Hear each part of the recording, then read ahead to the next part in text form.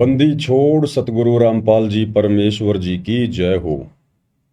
सत्साई भाई और बहनों, दया परमपिता परमेश्वर जी की, सारी सृष्टि के मालिक, पूरी कायनात के रचयिता सतगुरु रामपाल जी भगवान की, जो कि 8 सितंबर 1951 से भारतवर्ष की पावन भूमि पर प्रकट हैं। ये वही कल की भगवान हैं जिन्हें दुनिया आजकल यूट्यूब पर ढूंढ रही है। लेकिन ये दुनिया का दुर्भाग्य होता है कि जो सत्य वस्तु होती है, जो असली वस्तु होती है, दुनिया उसको इतना जल्दी पहचान नहीं पाती है। और जब सब कुछ खत्म हो लेता है, उसके बाद दुनिया स्वीकार करती है कि हाँ, वे ही परमात्मा थे, वे ही भगवान थे। आज से पहले ऐसे उदाहरण घटित हो चुके हैं।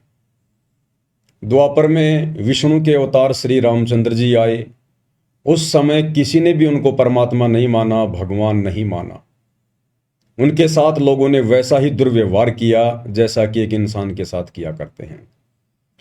और फिर उनके जाने के हजारों वर्षों बाद, लाखों वर्षों बाद, आज कलयुग में उनके मंदिर बना बनाकर, उनकी मूर्तियां बना बनाकर और उनको परमात्मा का दर्जा देकर पूजा की जा रही है। परंतु आज हमें मिलेगा क्या? वो मूर्तियां हमें देंगी क्या? वो मंदिर हमें देंगे क्या? गाय या भैंस के मरने के बाद उसकी पत्थर की या सोने चांदी की मूर्ति बनाकर अगर हम उसके नीचे दूध निकालने के लिए बाल्टी लेकर बैठेंगे तो क्या वो दूध देगी? तो यही स्थिति वर्तमान में श्री रामचंद्र जी के मंदिर और उनकी मूर्तियों की है। दुनिया केवल उनको पूजकर अपना समय और समाज से ही बर्बाद कर रही है। दुनिया को जो भी कुछ मिलना है या मिल रहा है वो उनके पूर्व जन्मों की भक्ति के संस्कार के आधार से मिल रहा है। और वे मूढ़ प्राणी सोच रहे हैं कि हमें श्री राम जी दे रहे हैं, हम जो भक्ति कर रहे हैं उस भक्ति से हमें मिल रहा है। यही गलती द्वापर में जब श्री कृष्ण जी आए, वही विष्णु जी के अवतार, तो लोगों ने उस समय भी उनको परमात्मा के रूप में नहीं माना, उनको भगवान के रूप में नहीं माना, उनको श्री विष्णु जी के रूप में नहीं माना और उनके साथ में सदा लड़ाई झगड़े, मन मुटाव, राग द्वेष, ईर्ष्या करने में लगे रहे। और उनके शरीर छोड़कर जाने के आज हजारों वर्षों बाद कलयुग में उनके मंदिर बना बनाकर, मंदिरों में करोड़ों अरबों रुपया बर्बाद कर करके, उनकी मूर्तियां बना बना के, लड्डू गोपाल बना बना के, और आज उनसे लाभ प्राप्त करने की उनसे कामना की जा रही है। कुछ नहीं मिलेगा, 1% भी नहीं मिलेगा। क्योंकि डॉक्टर के मरने के बाद आप उसकी कितनी ही बढ़िया मूर्ति क्यों ना बना दें, कितना ही दंडवत क्यों ना करें, आप उसकी कितनी पूजा पाठ क्यों ना करें, डॉक्टर के मरने के बाद डॉक्टर की वो पत्थर की या सोने चांदी की मूर्ति वो लाभ नहीं दे सकती जो लाभ जीते जी डॉक्टर दे सकता था। तो ठीक यही स्थिति वर्तमान में दुनिया की बनी हुई है। आध्यात्मिक अज्ञानता के कारण, तत्व ज्ञानहीनता के कारण। दुनिया को ज्ञान तो है, लेकिन सिर्फ अपना पेट भरने का ज्ञान, ज्यादा धन कैसे कमाया जाए, बच्चों को ऊंची शिक्षा देकर बड़ी नौकरी कैसे लगाया जाए, फिर बच्चे कैसे 2 नंबर के काम करके रिश्वत लेकर के बड़ी बड़ी कोठियां बनाएं, बड़ी बड़ी गाड़ियां लेकर आए, समाज में अपना नाम करें, कैसे झूठी शान शौकत दिखाने के लिए ज्यादा से ज्यादा धन कमाया जाए, 2 नंबर का धन घर में कैसे आए। तो ज्ञान तो है दुनिया को, लेकिन जो ज्ञान दुनिया को है वो केवल कर्म फोड़ने का ज्ञान है, कर्म बनाने का ज्ञान नहीं है। यह कर्म बनाने का ज्ञान, मुक्ति प्राप्त करने का ज्ञान, परमेश्वर स्वयं सतगुरु रूप में आकर उस ज्ञान को तत्व ज्ञान के रूप में देते हैं। तत्व ज्ञान यानी यथार्थ ज्ञान, सच्चा ज्ञान, जो ज्ञान वास्तव में पूरे विश्व की जरूरत है, जिस ज्ञान के सहारे ही हम सत भक्ति कर सकते हैं, मोक्ष प्राप्ति कर सकते हैं। तो दुनिया को ज्ञान तो है, लेकिन तत्व ज्ञान नहीं है। और यह तत्व ज्ञान वर्तमान में इस धरती पर कुछ विशेष आत्माओं को है। सबके ऊपर इस तत्व ज्ञान की रजा नहीं हुआ करती है।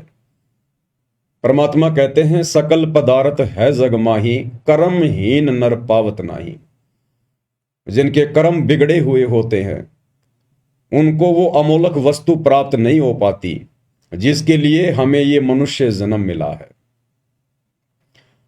तो आज धरती पर वो सतज्ञान भी है, वो तत्व ज्ञान भी है, वो परमात्मा भी है, जिस परमात्मा की प्राप्ति के लिए ऋषि मुनि साधु संत महात्मा तो छोड़िए, श्री रामचंद्र जी, श्री कृष्ण चंद्र भी तड़प तड़प के मर गए।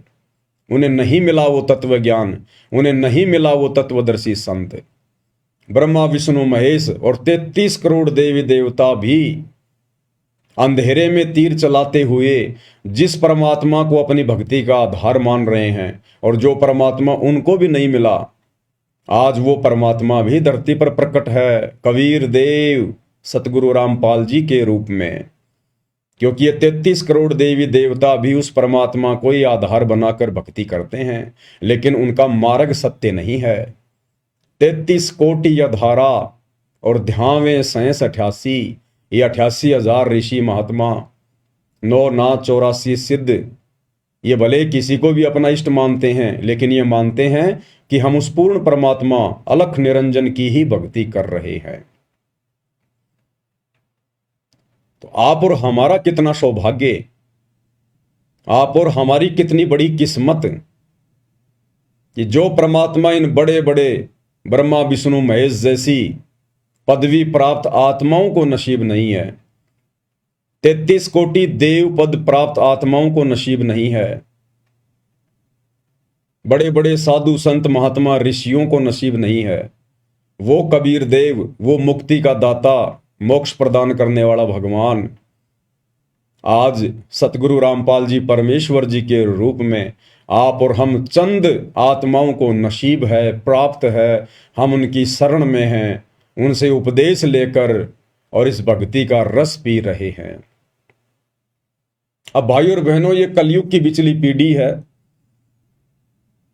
और इस समय के विषय में काल ने पहले ही परमात्मा को कह दिया था। जब परमात्मा जोगजीत रूप में काल के साथ में जब उनकी मुलाकात हुई थी तपतशिला पर, तो काल ने पहले कह दिया था कि जाओ जोग जीत संसारा, जीव न माने कहा तुम्हारा। कि जब वो समय आएगा, तुम पृथ्वी पर आओगे इन आत्माओं को ज्ञान समझाने के लिए, इनको मोक्ष दिलाने के लिए, उस समय तक मैं इस ज्ञान का इतना अज्ञान बना दूंगा, इन आत्माओं का ऐसा हिंडोला बना दूंगा, तुम सच्चा ज्ञान बताओगे और तुम्हारा मजाक उड़ाएंगे, तुम्हारे जूते मारेंगे। और आज वही हो रहा है भाई और बहनों, वही हो रहा है। काल ने जो कहा था वो उसने कर दिखाया। सन 1994 से परमेश्वर सतगुरु रामपाल जी दिन रात एक करके हम आत्माओं के लिए ये ज्ञान दे रहे हैं, और उन्हें कैसी कैसी बाधाओं से गुजरना पड़ रहा है, कितना संघर्ष और कैसी कैसी चुनौतियों का सामना करना पड़ रहा है अपने ही बच्चों तक और उन्हीं की आत्मा के कल्याण हेतु ये ज्ञान पहुंचाने के लिए।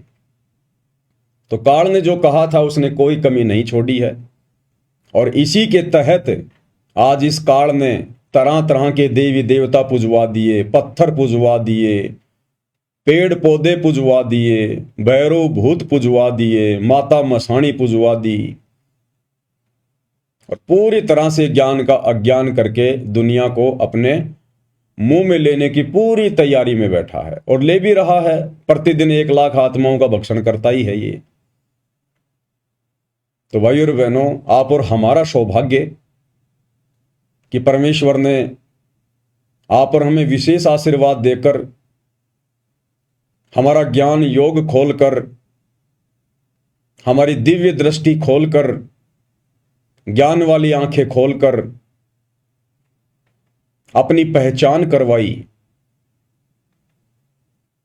अन्यथा उस परमेश्वर को जो आज सतगुरु रामपाल जी के रूप में धरती पर प्रकट हैं, उनके खुद के कलयुगी परिवार वाले, उनके बेटा बेटी भाई बंधु रिश्तेदार कोऑर्डिनेटर और तो और सतलोक आश्रमों से जुड़ी हुई 90% संगत भी नहीं पहचान पा रही है, दो नावों की सवारी में है। गुरु तो बना रखा है सतगुरु जी को, जुबान से उन्हें भगवान भगवान तो कहते हैं, लेकिन हृदय से उन्हें भगवान मानते नहीं हैं। हृदय से भगवान मानते हैं एक दाढ़ी मूंछ वाली कबीर जी की समझे जाने वाली उस नकली फोटो को, कागज के टुकड़े को। तो वे आत्माएं भी अभी तक काल प्रेरित ही हैं। उन आत्माओं पर सतगुरु की वो रजा नहीं हो पाई है जो रजा साध संगति से जोड़कर आप और हम सत्सेवक आत्माओं पर गुरुदेव ने कर दी है। तो भाइयों और बहनों, ये दुनिया समझे ना समझे, उनके अपने संस्कार, उनकी अपनी किस्मत, हमारे खुद के गुरु भाई बहन समझे या ना समझे, उनकी किस्मत, उनका भाग्य, उनके संस्कार। परंतु जिन आत्माओं पर परमेश्वर ने दया कर दी है, अपनी पहचान करवा दी है, तो हम आत्माओं ने अब सिर धड़ की बाजी लगानी है। हमने ना तो उन जगत वालों के झूठे आडंबरों को देखना है, उनके पाखंड को देखना है, और ना हमने परमेश्वर सतगुरु रामपाल जी के शत भक्ति मार्ग में, उनके यथार्थ 13वें कबीर पंथ में काल प्रेरणा से जो आडंबर, जो पाखंड, उनको ना पहचान कर उनके काल प्रेरित कलयुगी परिवार ने फैला दिया है, ना हमने उनको देखना है। चाहे कितने ही आदेश निकाले जाएं, कितने ही पीले पर्चे डाले जाएं, कितनी ही ज्ञान विरुद्ध हरकतें की जाएं, हमने उनको नहीं देखना।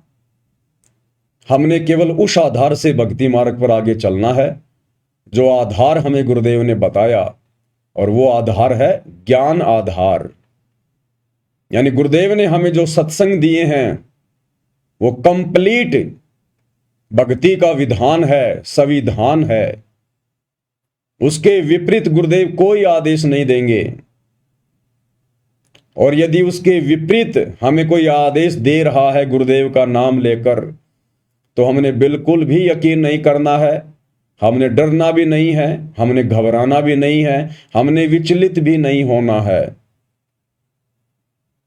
क्योंकि टीचर ने जो सिलेबस दे दिया उसी में से परीक्षा लेगा। तो सन 2014 बरवाला कांड के बाद का समय आप और हम सभी भाई बहनों की परीक्षा का समय है, और गुरुदेव ने सन 1994 से 2014 तक जो सत्संग कर दिए हैं, जो भक्ति का पाठ हमें पढ़ा दिया है, हमने केवल उसी आधार से अपनी परीक्षा को देना है। ना जल्दबाजी करनी है, ना जोश में होश खोना है, ना अन्य कोई घटिया हरकत करनी है। परमात्मा ने हमें सील, संतोष, विवेक, दया, अक्षमा, ये 5 विशेष गुण प्रदान किए हैं, और भक्ति के 16 श्रृंगार प्रदान किए हैं। हमने इनके अंतर्गत रहकर ही अपनी परीक्षा को देना है, तभी हमारे गुरुदेव हमसे प्रसन्न होंगे। हमने भावनाओं में बहकर कोई भी गलत कदम नहीं उठाना है। चाहे मैं पवन दास आप जी को कोई भी संदेशा दूं मालिक के आशीर्वाद से, चाहे अन्य कोई भगत भाई बहन संदेशा दे, चाहे सतलोक आश्रम वालों की तरफ से कोई आदेश आए, हमने जल्दबाजी में निर्णय नहीं लेना है, भावनाओं में नहीं बहना है। शांति से, धैर्य के साथ में पहले विचार करना है, उस आदेश को, उस फरमान को गुरुदेव भगवान के ज्ञान आधार से उसको मापना है, और फिर जो हमारी आत्मा स्वीकार करे गुरुदेव के ज्ञान अनुसार, हमने वही निर्णय लेना है, उसी हिसाब से हमने आगे कदम बढ़ाने हैं। तो भाई और बहनों, काल हमसे गलतियां करवाएगा, मनमाना आचरण भी करवाएगा, जल्दबाजी में गलत फैसले दिलवा कर भी हमारी मर्यादा तोड़वाएगा, पूरी कोशिश करेगा, क्योंकि उसका भोजन इस वक्त उसके मुंह से छूट रहा है। तो अपना भोजन आसानी से कौन छूटने देता है? जब सूअर यहां आसानी से उस लैट्रिन को नहीं जाने देता जो दूसरा सूअर खाने की कोशिश करता है, कुत्ता इतनी आसानी से हड्डी नहीं छोड़ता जिस हड्डी को देखकर दूसरा कुत्ता आ जाता है। तो भला ये काल ज्योति निरंजन हम आत्माएं जिसकी खुराक हैं, हमारा वो मैल, वो गंध जो सूक्ष्म रूप में हमारे सूक्ष्म शरीर में जमा हो जाता है, भला ये इतनी आसानी से हम जीवात्माओं को शतलोक कैसे जाने देगा। तो एकमात्र हमारे पास यदि कोई आधार है इस काल से बचने का, तो केवल गुरुदेव का ज्ञान आधार। और ज्ञान आधार से भक्ति करेंगे तो मर्यादा तोड़ने से बचेंगे, और मर्यादा टूटने से बचेगी तो सतगुरु अपना आशीर्वाद बनाकर रखेंगे। और जब सतगुरु अपना आशीर्वाद बनाकर रखेंगे तो फिर हमें कोई डगमग नहीं कर सकता, हमें कोई विचलित नहीं कर सकता। इसलिए वर्तमान परीक्षा के समय में ज्ञान आधार बहुत ही जरूरी है।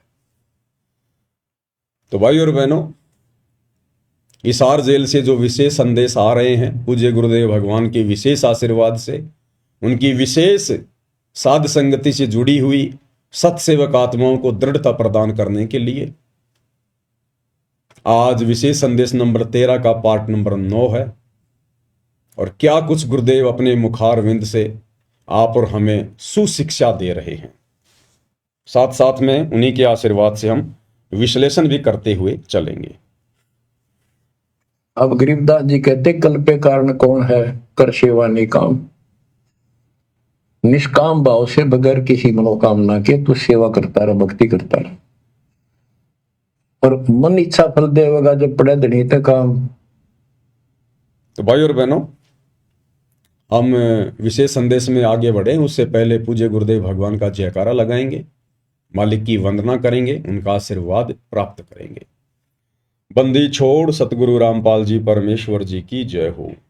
परमपिता परमात्मा, सारी सृष्टि के रचनहार, कुल मालिक, असंख्य ब्रह्मांडों के स्वामी, जगत गुरु, तीनों लोकों में प्रवेश करके सबका धारण पोषण करने वाले, राजाधिराज, आत्माधार, नाथों के नाथ, देवों के देव महादेव, सर्वेश्वर महेश्वर, मृत्युंजय, अजरो अमर, आदि अनादि, सनातनी प्रभु, जगत पिता जगदीश्वर, श्री श्री 1008 की उपाधि के वास्तविक अधिकारी, अकाल मूर्त शब्द स्वरूपी राम वासुदेव, सर्वगतम ब्रह्म, परम पूज्य, प्रथम पूज्य, परम संत, परम पुरुष, परम धनी, परम दयालु, सत्य कबीर, हक्का कबीर, अल्लाहु अकबर, बाखबर, अल्लाह ताला, जगत के तारणहार, जगत के मुक्तिदाता, जगत के जगन्नाथ, हारे के सहारे, हिंदुओं के राम, मुसलमानों के अल्लाह, सिखों के वाहिगुरु, ईसाइयों के मसीह, दया के सागर दयानिधि, करुणा के सागर करुणानिधि, स्वयंभू परिभू, संकट मोचन, कष्ट हरण, मंगल करण, दुख भंजन,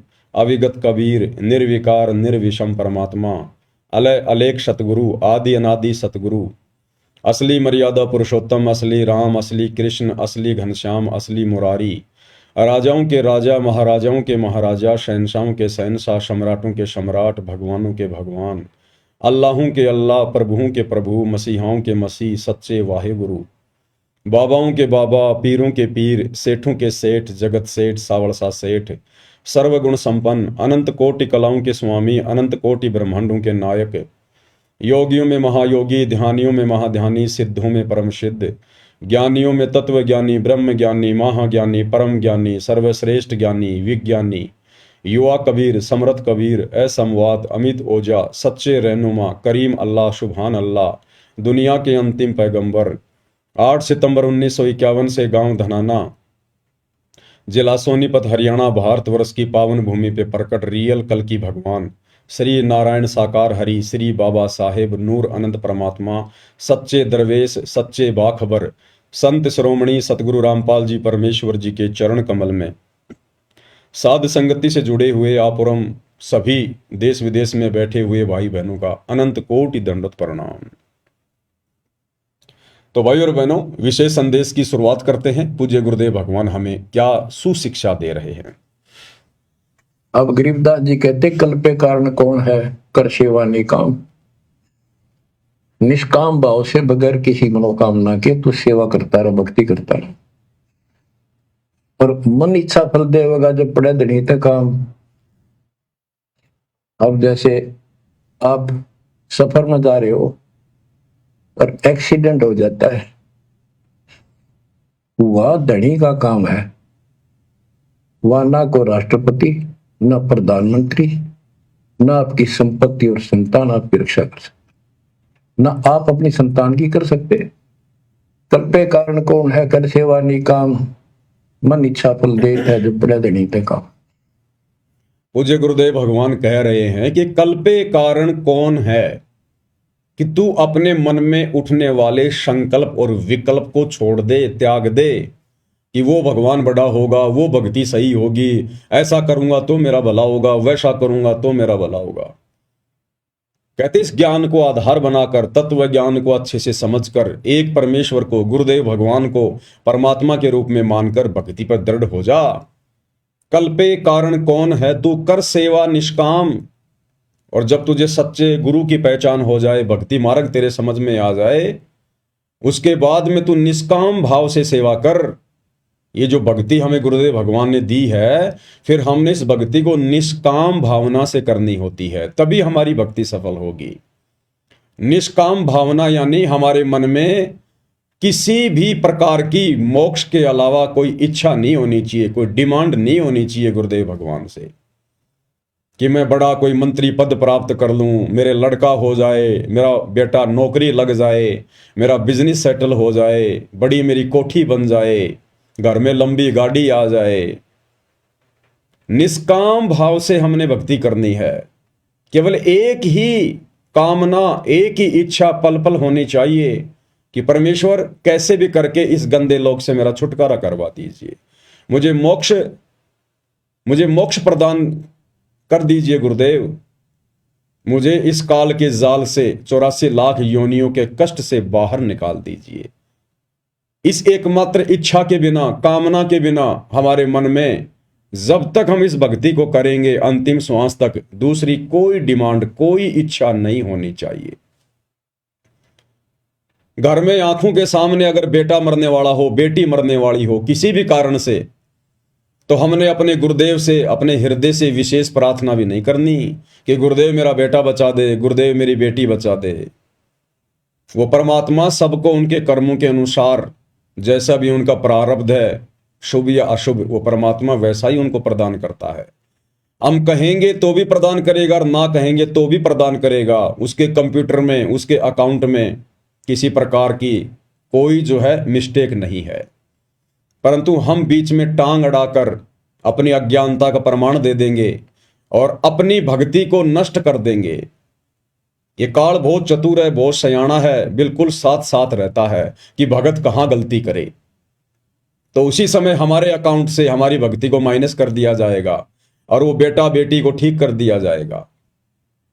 वो बेटा बेटी तो वैसे भी ठीक होने थे, क्योंकि गुरुदेव ने बताया कि जब बच्चा माता पिता के अधीन होता है 3 या 4 साल तक, 4-5 साल तक, जब तक बच्चा इस ज्ञान को ठीक ठाक से समझकर भक्ति करने योग्य नहीं हो जाता है, उस समय तक माता पिता की भक्ति के अनुसार कि माता पिता कैसी भक्ति कर रहे हैं, किस प्रकार से मर्यादा में हैं, उस आधार से परमेश्वर उन अनुपदेशी बच्चों की भी रक्षा करता है। तो हमने गुरुदेव भगवान से उन बच्चों के विषय में उनके स्वस्थ होने की कामना के बजाय, उनकी जीवन रक्षा की कामना के बजाय, आप और हमने अपनी भक्ति और मर्यादाओं पर अधिक ध्यान देना है। हमने वो पुरानी परंपराएं, वो आदतें छोड़नी पड़ेंगी। जरा सा बच्चे का स्वास्थ्य खराब हुआ नहीं, जरा सा उसको बुखार हुआ नहीं, हमारी माताएं, हमारी दादी 1.25 रुपया बांध के कपड़े में उसके सिर के ऊपर से यूं करके और जाकर बाहर किसी चौराहे पे रख के आ जाती थी। और घर में जो भी फोटो होती थी शंकर जी की, ब्रह्मा जी की, कृष्ण जी की, माता जी की, ना जाने 20-20 बार उनसे दुआ कर लेती थी, हे भगवान मेरी उम्र मेरे बच्चे को लग जाए, हे परमात्मा मेरे बच्चे को बचाना। तो भाई और बहनों, वो गलतियां अब हमने नहीं करनी। हमने हर प्रकार की उन रीति रिवाजों को, उस छोटी और ज्ञान विरुद्ध उन हरकतों को हमने छोड़ना पड़ेगा। छोड़ देने पछलियों की रीत सतगुरु तारेंगे, और मन कर धीर बांध ले रे बोरे, यानी हमने इस ज्ञान आधार से थोड़ा धैर्य रखना है, विश्वास को बना के रखना है कि मेरा गुरु समर्थ है, मेरा परमात्मा समर्थ है। मेरे परमेश्वर को यह भी पता है कि अगर भगत जिस घर में रह रहा है, अगर उस घर में कोई नुकसान हो गया, कोई आपत्ति आ गई, तो भी मेरा भगत भक्ति से डिस्टर्ब होगा। तो परमात्मा नहीं चाहता कि मेरा बेटा, मेरा भगत डिस्टर्ब हो। तो हर संभव कोशिश करते हैं गुरुदेव भगवान जोड़ जुगाड़ लगाने की, उनके संस्कारों को इधर उधर सेट करने की। लेकिन उसके लिए भाई और बहनों, आप और हमने दृढ़ रहना पड़ेगा। आप और हमारी भूमिका बहुत ज्यादा महत्व रखती है, यानी माता पिता की। अगर बच्चे छोटे हैं तो माता पिता की भूमिका बहुत ज्यादा है। माता पिता की भक्ति के आधार से, उनके समर्पण भाव को देखकर, उनकी मर्यादा को देखकर गुरुदेव भगवान उन बच्चों की भी यथासंभव रक्षा करते हैं। और एक सत्संग में तो गुरुदेव ने बताया कि अगर आप भक्ति पे पूर्णतया दृढ़ हो जाओ, बिल्कुल संसार की सुनना ही बंद कर दो, तो परमेश्वर आपके रिश्तेदारों तक की रक्षा करेंगे, रिश्तेदारों तक की। ये वो परमात्मा है। तो बच्चों की तो चिंता ही छोड़ देनी चाहिए हमने। कोशिश करें हम अपने बच्चों को इस मार्ग पर लगाएं, ज्ञान समझाएं। और फिर भी यदि वो नहीं मानते हैं तो फिर इसमें आप और हमारा दोष नहीं है। और यदि फिर उसके बाद जब वो बच्चे समझदार हो जाते हैं, 12, 13, 14, 15 साल के, 20 साल के, और यदि इस भक्ति मार्ग को नहीं अपनाते हैं, अपनी मनमानियां करते हैं, जगत भाव में चलते हैं, और यदि फिर उनके साथ कोई अप्रिय घटना घटित होती है, तो फिर उस समय भगत ने फिर चिंता नहीं करनी चाहिए, भगत ने फिर चिंतित नहीं होना चाहिए। क्योंकि ना तो आपने समझाने में कोई कमी छोड़ी, ना परमात्मा ने मौका देने में कोई कमी छोड़ी। अब भाई उन आत्माओं के अपने संस्कार हैं। ऐसे बेटा बेटी ना जाने हमने करोड़ों अरबों पैदा कर करके छोड़ रखे हैं, जिनके नाम के गांव बसे हुए हैं, आज हमें पता भी नहीं है।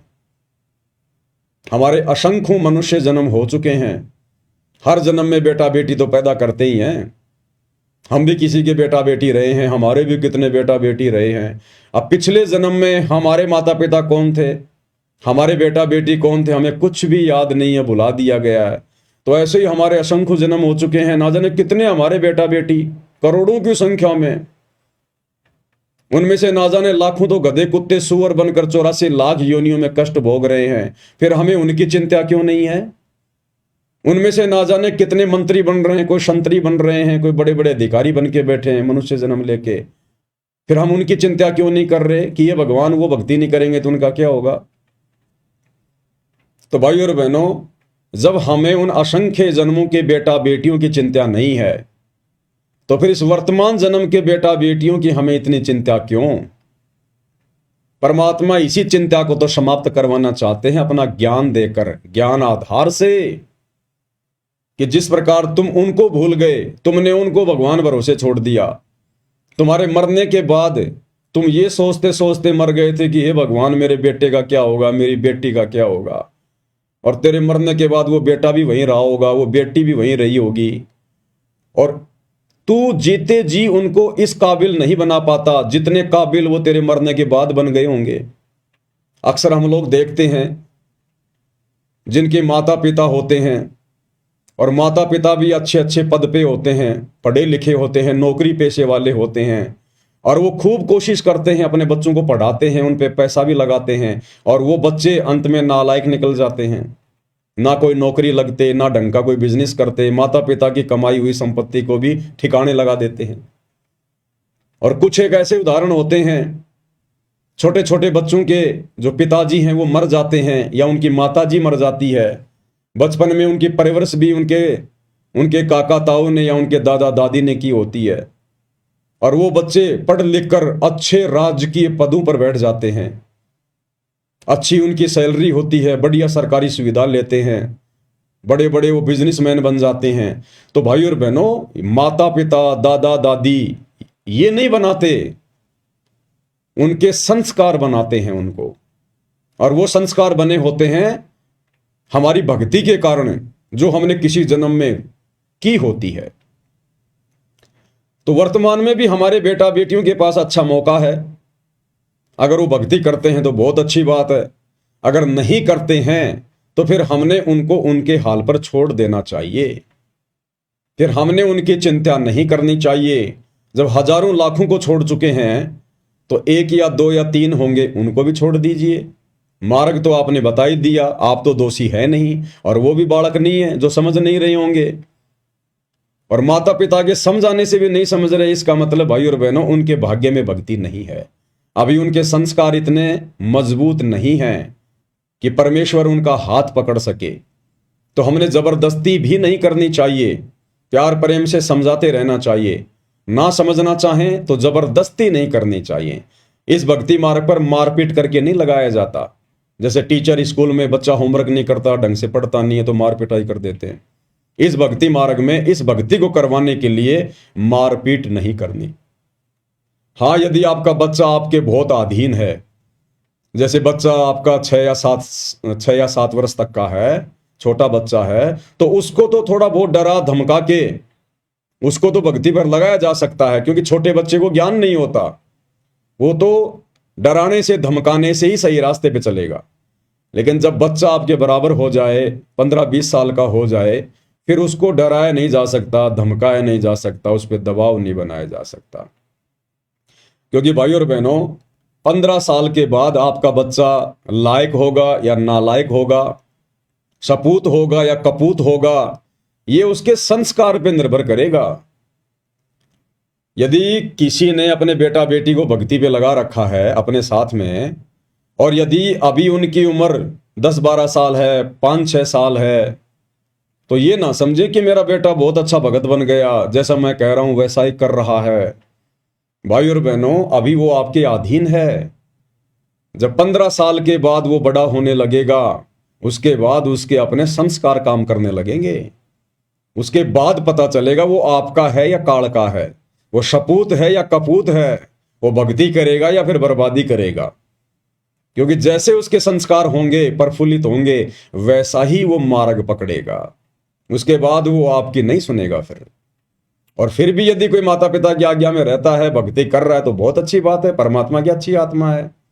लेकिन हमने आश्रित नहीं होना, उनके भरोसे रहने की नहीं सोचनी है कि बेटा बेटी बिगड़ गए तो मेरा बुढ़ापे में क्या होगा, मेरे बुढ़ापे के सहारे का क्या होगा। नहीं, जिनके बेटा बेटी नहीं है, जिनको परमात्मा ने इस आफत में डाला ही नहीं है, आम समाज जिनको बांझ कहता है, और वो परमात्मा की विशेष प्यारी आत्मा होती है, परमात्मा इस लफड़े में उनको डाला ही नहीं है, उनका तो सीधा मोक्ष अगर मर्यादा में रह के भक्ति पर लगे रहे तो वो भी तो किसी के आसरे जिएंगे, वो भी तो किसी के आसरे भक्ति कर रहे हैं।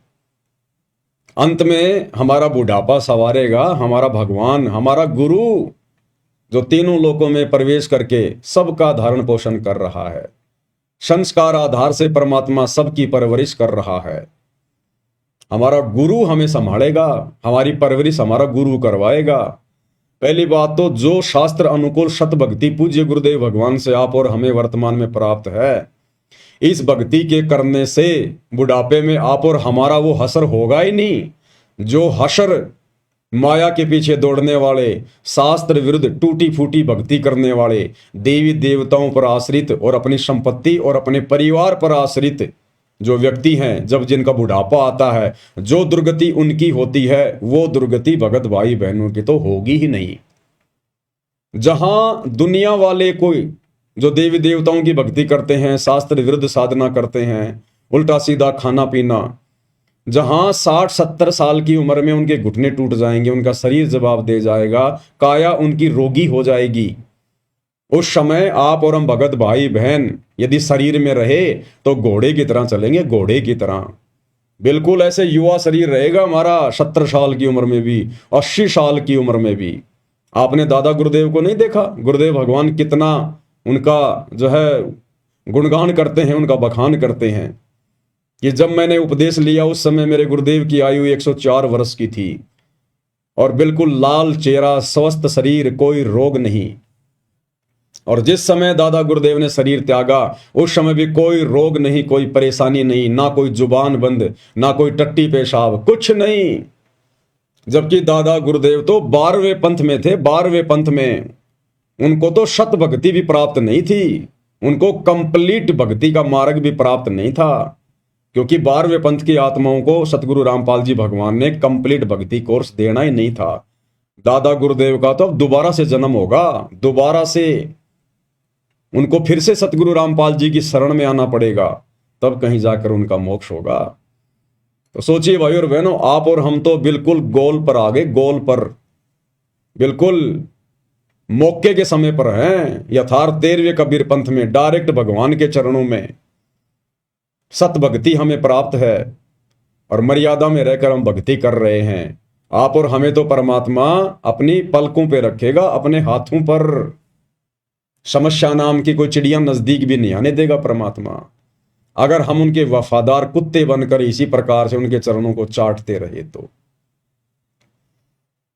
इसलिए आप और हमने अपने परिवार की, अपने बच्चों की, हमने किसी की कोई चिंता नहीं करनी है।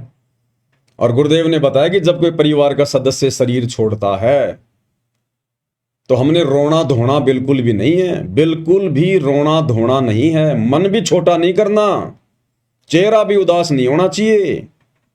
अगर परिवार का कोई उपदेशी सदस्य शरीर छोड़ रहा है तो उल्टा हमने उसको हिम्मत देनी चाहिए कि भाई तेरा तो बहुत बढ़िया भाग्य, सौभाग्य, परमात्मा ने तेरी जगह मुझे क्यों नहीं लिया, मेरा समय क्यों नहीं आया। आप तो सीधे सतलोक जाओगे, परमात्मा के विमान में बैठ के जाओगे, आप तो हमसे पहले सतलोक में जाओगे।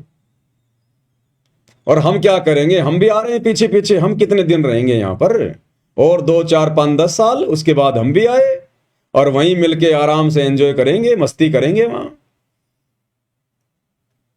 जैसे कोई परिवार का कोई बेटा या कोई बेटी, उसका ज्वाइनिंग लेटर आ जाता है और जब उसको सरकार नौकरी ज्वाइन करने के लिए बुलवाती है तो कैसे घर के सदस्य उसकी आरती उतारा करते थे, उसको विदा करने से पहले उसके टीके लगाया करते थे, उसका सामान उठा के अपने कंधों पर उसको बस स्टैंड तक लेके जाते थे और गांव की औरतें गीत गा गा कर उसको विदा करके आती थी खुशी खुशी।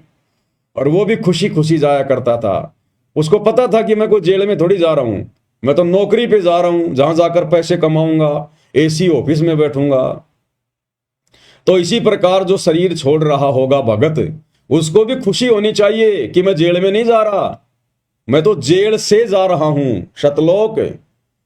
और बाकी सदस्य, उनको भी पता होना चाहिए कि अब इसका पुनर्जन्म नहीं होगा, अब ये अपने परमात्मा के साथ विमान में बैठ के सतलोक जाएगा, इसने तो मोक्ष प्राप्त कर लिया।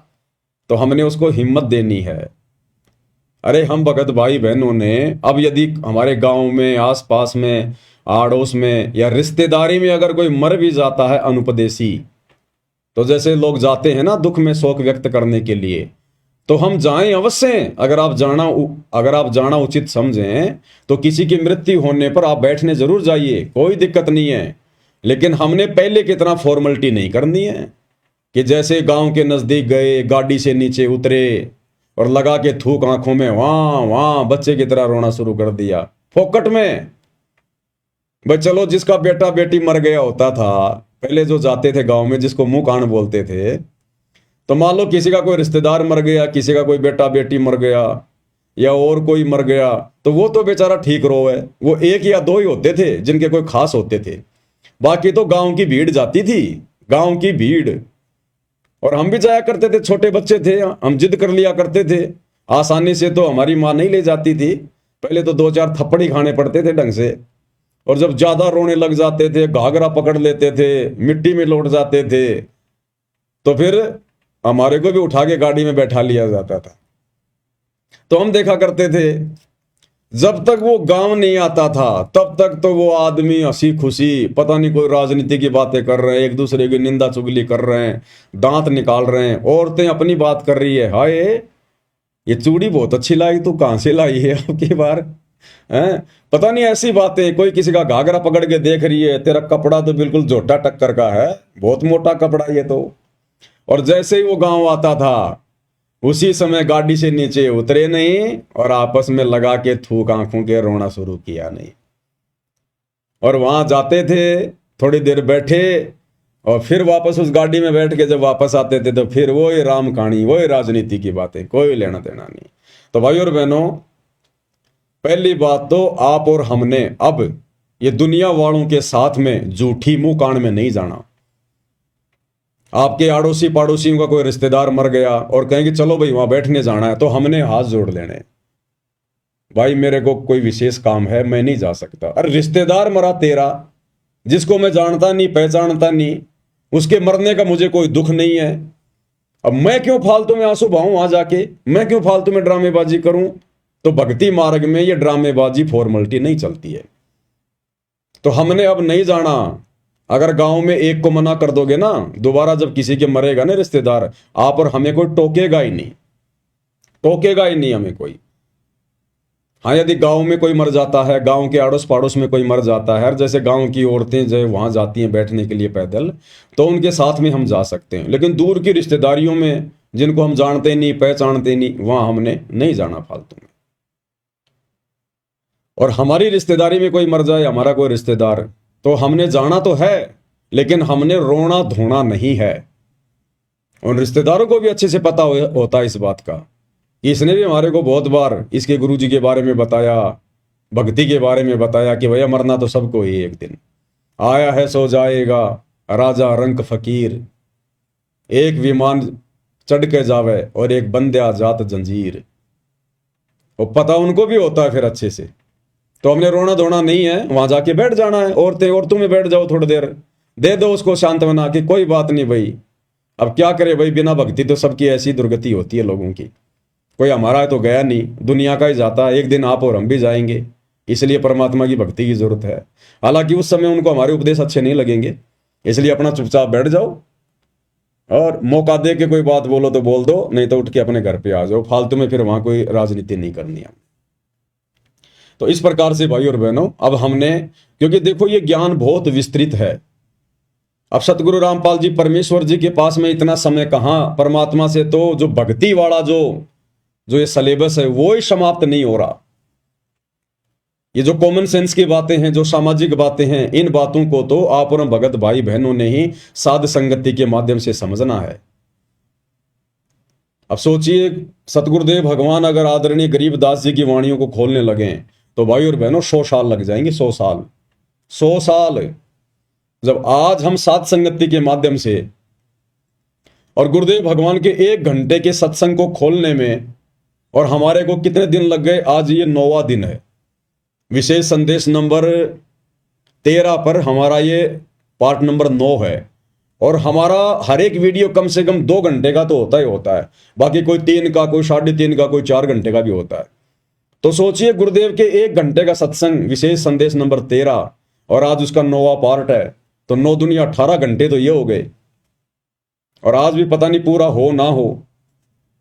तो सोचिए भाई और बहनों, परमात्मा अगर उन वाणियों को खोलेंगे तो वो वाणियां तो संकेतों में है, संकेतों में, कोड वर्ड में, और 24,000 वाणियां हैं, 24,000।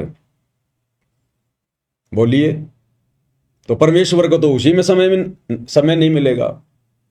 इसलिए परमात्मा शॉर्ट में चलते हैं, जो हमारे विशेष मतलब की होती है उन्हीं वाणियों को खोलते हैं, उन्हीं शब्दों को खोलते हैं।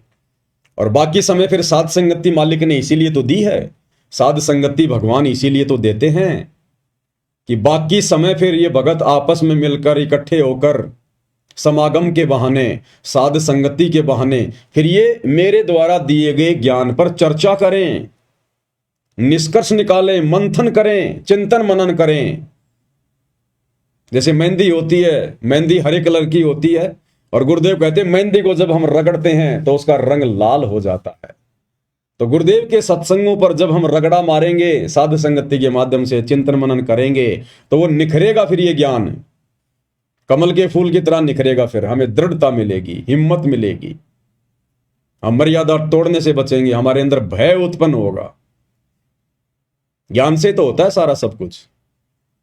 तो हमने इन सब बातों को भी विशेष तौर पर ध्यान रखना है, और इसीलिए गुरुदेव भगवान ने साध संगतियां शुरू करवाई है, ताकि हम अपनी भक्ति को और मर्यादाओं को सुरक्षित रख सकें। आज इस साध संगति का ही तो ये नतीजा है कि गुरुदेव भगवान की गैर हाजिरी में, गुरुदेव के हिसार जेल जाने के बाद तो आप और हम इतने दृढ़ नहीं थे। धीरे धीरे परमात्मा ने साध संगतियां शुरू करवाई, उसके बाद ही तो आज आप और हम इतने दृढ़ हो पाए हैं। अन्यथा साध संगति के अभाव में कुसंगति के शिकार सतलोक आश्रम मैनेजमेंट हरियाणा वालों को देख लो, किस कदर काल ने उनको उलझा रखा है। मर्यादाओं की तरफ तो उनका ध्यान ही नहीं है कि मर्यादा भी कुछ होती है। भक्ति जरूर ले ली गुरुदेव से, लेकिन भक्ति का जो तरीका है शास्त्र अनुकूल, वो उनको पता ही नहीं है। कैसे भक्ति करनी है, कैसे हमने क्या करना है, क्या क्या मर्यादाएं रखनी है, क्या क्या सावधानियां रखनी है, कहां जाना है, कहां उठना है, कुछ नहीं पता उन्हें। आदेशों के गुलाम बना के रखा हुआ है। तो ये साध संगति का ही तो नतीजा है जो हम इस कदर आज इस भक्ति मार्ग पर गुरुदेव के आशीर्वाद से सफल होने की दिशा में निरंतर आगे बढ़ते जा रहे हैं। तो परमेश्वर कहते हैं कल पे कारण कौन है, तू कर सेवा निष्काम, कि तू निष्काम भाव से भक्ति कर, निष्काम भाव से सेवा कर। ये तीनों समय की आरती, सत्संग सुनना, सुमरण करना, पांचों यज्ञ करना, परमात्मा की ज्ञान चर्चा करना, ये आता है पूजा में, भक्ति में, सेवा में। तो कहते तू निष्काम भाव से कर, कोई इच्छा मत रख, कोई डिमांड मत कर। तुम्हारा गुरु, तुम्हारा परमात्मा सर्वज्ञ है, जानी जान है, अंतर्यामी है। उन्हें बोलकर बताने की जरूरत नहीं है, रोककर दिखाने की जरूरत नहीं है। वो सब कुछ जानता है, तेरे असंख्य जन्मों की जानता है, भूत भविष्य वर्तमान सब जानता है। और वो जो भी कुछ देगा तेरी भक्ति के आधार से देगा, क्योंकि तेरे को वर्तमान में उसने एक विशेष कार्य दे दिया, विशेष सेवा दे दी, भक्ति। और जैसी तू भक्ति करेगा वैसा ही बराबर तुझे फल देता चला जाएगा। तो तेरे को किसी से मांगने की जरूरत नहीं है। जिस प्रकार यात्री ने जयपुर से दिल्ली जाना है, जितने कदम वो चलेगा उतनी दूरी ऑटोमेटिक कम होती जाएगी, ऑटोमेटिक। वो नापने की जरूरत नहीं है, जितने कदम हम उस तरफ रखेंगे उतनी दूरी कम होती चली जाएगी। तो जितना हम भक्ति मार्ग पर ज्ञान को आधार बनाकर मर्यादाओं के साथ में आगे बढ़ते जाएंगे, परमात्मा हमारे उतने ही नजदीक आते चले जाएंगे। ना रोने धोने की जरूरत है, ना कोई प्रार्थना लगाने की जरूरत है, ना कोई मन में इच्छा या कोई कामना रखने की जरूरत है। इसलिए गुरुदेव कहते हैं कल पे कारण कौन है, इन्हें छोड़ दे सब इधर उधर की बातें और कर सेवा निष्काम। इस भक्ति को निष्काम भाव से कर और मन इच्छा फल देऊंगा जब पड़ेगा मेरे से काम। जब हमारे ऊपर कोई आपत्ति आनी होगी, हमारे भाग्य की, हमारे प्रारब्ध की, क्योंकि वर्तमान में तो हम ऐसा कोई कार्य करेंगे नहीं, वर्तमान में तो ऐसी कोई गलती हम करेंगे नहीं जिससे हमारे ऊपर आपत्ति आनी हो। तो आपत्ति अगर आएगी, आनी होगी, तो हमारे पिछले बिगड़े हुए उन जो है कर्मों के कारण, उसके लिए परमात्मा ने हमें भक्ति दे दी, मर्यादा बता दी। अगर तू मेरे द्वारा बताई गई भक्ति को मर्यादाओं में रह के करेगा, तो फिर जब तेरे ऊपर कोई समस्या भी आनी होगी, फिर मैं अपने आप देख लूंगा। तेरे को चिंता करने की जरूरत नहीं है।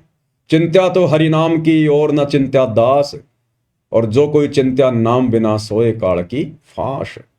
केवल एकमात्र हमने गुरुदेव की भक्ति की चिंता करनी है कि मेरी मर्यादा खंडित ना हो जाए, मेरी भक्ति में कोई कमी ना रह जाए, कोई चूक चाकरी मेरे से ना रह जाए। तो ये हमें गुरुदेव भगवान समझाना चाह रहे हैं कि बच्चों अब तुम समझदार हो गए हो, और अब छोटी मोटी बातों के लिए बिल्कुल भी डिमांड ना किया करो, अन्यथा तुम यहां डिमांड करते रहोगे। इतनी भक्ति तुम करते नहीं, उतनी तुम जो है मतलब फरियाद लगा दोगे। अरे रोजाना आदमी 100 रुपए कमाता नहीं और 150 रुपए का वो खर्चा कर दे रोजाना, तो उल्टा वो तो कर्जमान बन जाएगा। तो एक तो हम इतनी भक्ति नहीं करते, ऊपर से दिन में 20 कोई डिमांड कर देते हैं। तो परमात्मा कहते हैं फिर तुम्हारे पास भक्ति धन जुड़ेगा कैसे, भक्ति का जो प्रेशर है वो बनेगा कैसे। इसलिए अपने गुरु को अंतर्यामी समझकर, सर्वज्ञ जानी जान समझकर कि उन्हें मेरे ऊपर आने वाली समस्याओं का पहले से ही पता है। जिस प्रकार एक छोटा सा बच्चा 2 साल का, 3 साल का, वो पूर्णतया अपने माता पिता के ऊपर आश्रित होता है। अपने माँ और बाप के अलावा वो किसी को नहीं जानता, किसी को नहीं पहचानता। छोटा सा बच्चा दूसरी औरत उसको ले ले तो रोने लग जाता है, और उसकी माँ की आवाज सुनते उसकी गोद में तुरंत दूध पीने लग जाएगा, शांत हो जाएगा, क्योंकि वो केवल अपने माँ बाप को ही पहचानता है, वो संसार को नहीं देख रहा। तो जब हम उस बच्चे की तरह आश्रित हो जाएंगे, और जब कोई सर्दी आती है तो उसके माता पिता फिर उसके लिए पहले से ही सारी व्यवस्था कर देते हैं। माता पिता को पता होता कि आगे सर्दी आने वाली है या गर्मी आने वाली है, बच्चे को हल्के कपड़े चाहिए, भारी कपड़े चाहिए, जूते चाहिए, टोपा चाहिए, जैकेट चाहिए, क्या चाहिए। वो बच्चा नहीं बोलता और ना बच्चे को पता, लेकिन माता पिता को पता है, क्योंकि बच्चा माता पिता पे आश्रित है। तो इसी प्रकार हमें नहीं पता हमारे कर्म की कौन सी मार कौन से रास्ते से आ जाएगी, वो कब आ जाएगी, लेकिन हमारे बाप को पता है, हमारी माँ को पता है, सतगुरु रामपाल जी भगवान को पता है तमेव माता च पिता तमेव, तमेव बंधु च सखा तमेव, तमेव विद्या च द्रविणम तमेव, तमेव सर्व मम देव देव। लेकिन ये हमारी मदद कब करेंगे? जब हम उस बच्चे की तरह संसार को ना देखकर, संसार को ना पहचान कर केवल अपने गुरुदेव भगवान को ही सब कुछ जानेंगे, सब कुछ मानेंगे, जब हम उन पर आश्रित हो जाएंगे और अपना तन मन धन अपना शीश हम अपने गुरुदेव भगवान के ऊपर समर्पित कर देंगे कि गुरुदेव अब आपके अलावा मेरा इस नश्वर संसार में कोई नहीं है मालिक, आप ही मेरे आगे, आप ही मेरे पीछे, दाएं बाएं ऊपर नीचे दसों दिशाओं में केवल आप ही हो परमात्मा।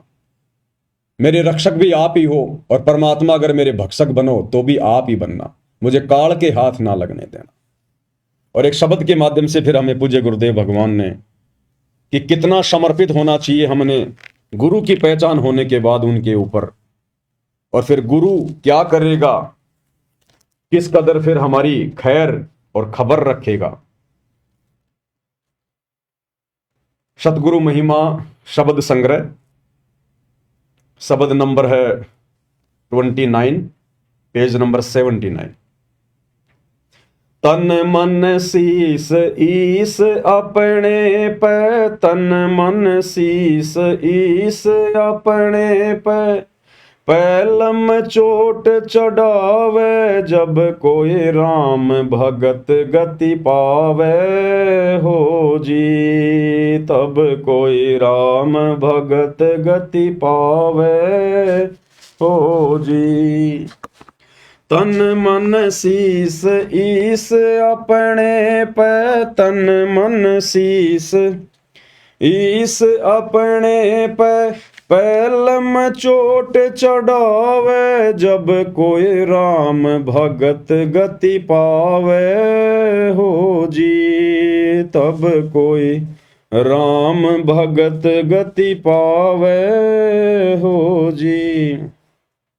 तन मन शीस, अब इसमें सब कुछ आ गया, एक प्रकार से जीवित मरना हो गया, जिसने अपना तन, अपना मन और अपना शीस यानी अपनी इच्छाएं, अपना दुख दर्द, अपनी सारी सोच, अपनी चिंता, सब कुछ अपने गुरुदेव को अर्पित कर दी, समर्पित कर दी कि मरना आपके चरणों में, जीना आपके चरणों में। ईस अपने पे, अपने गुरु को ही अपना इष्ट मानकर, अपना ईश मानकर, अपना भगवान मानकर, इष्ट मानी भगवान, इष्ट मानी जो पूज्य देव होता है, वो मानकर जब हम समर्पित हो जाएंगे फिर गुरुदेव हमें अपनी गोद में बैठा लेंगे। पैलम चोट चढ़ावे, बिल्कुल समर्पित कर दे। जब कोई राम भगत गति पावे, तब कोई राम भगत, कौन राम भगत? सतगुरु रामपाल जी का भगत। असली राम तो ये है, राम राम शब जगत बखाने, आदि राम कोई बिरला जाने। अब रामचंद्र जी जो कि त्रेता युग में आए थे, विष्णु जी के अवतार, राजा दशरथ के बेटे, उनका तो केवल शरीर का नाम था रामचंद्र, राम। असल में वो राम नहीं थे, उनमें गुण राम के नहीं थे, वो तो केवल उनकी पहचान थी, उनका नाम था राम। जैसे किसी का श्याम, किसी का राम, उनके पिता का दशरथ, ऐसे ही उनके शरीर की पहचान थी, उनमें गुण राम का एक भी नहीं था, एक भी।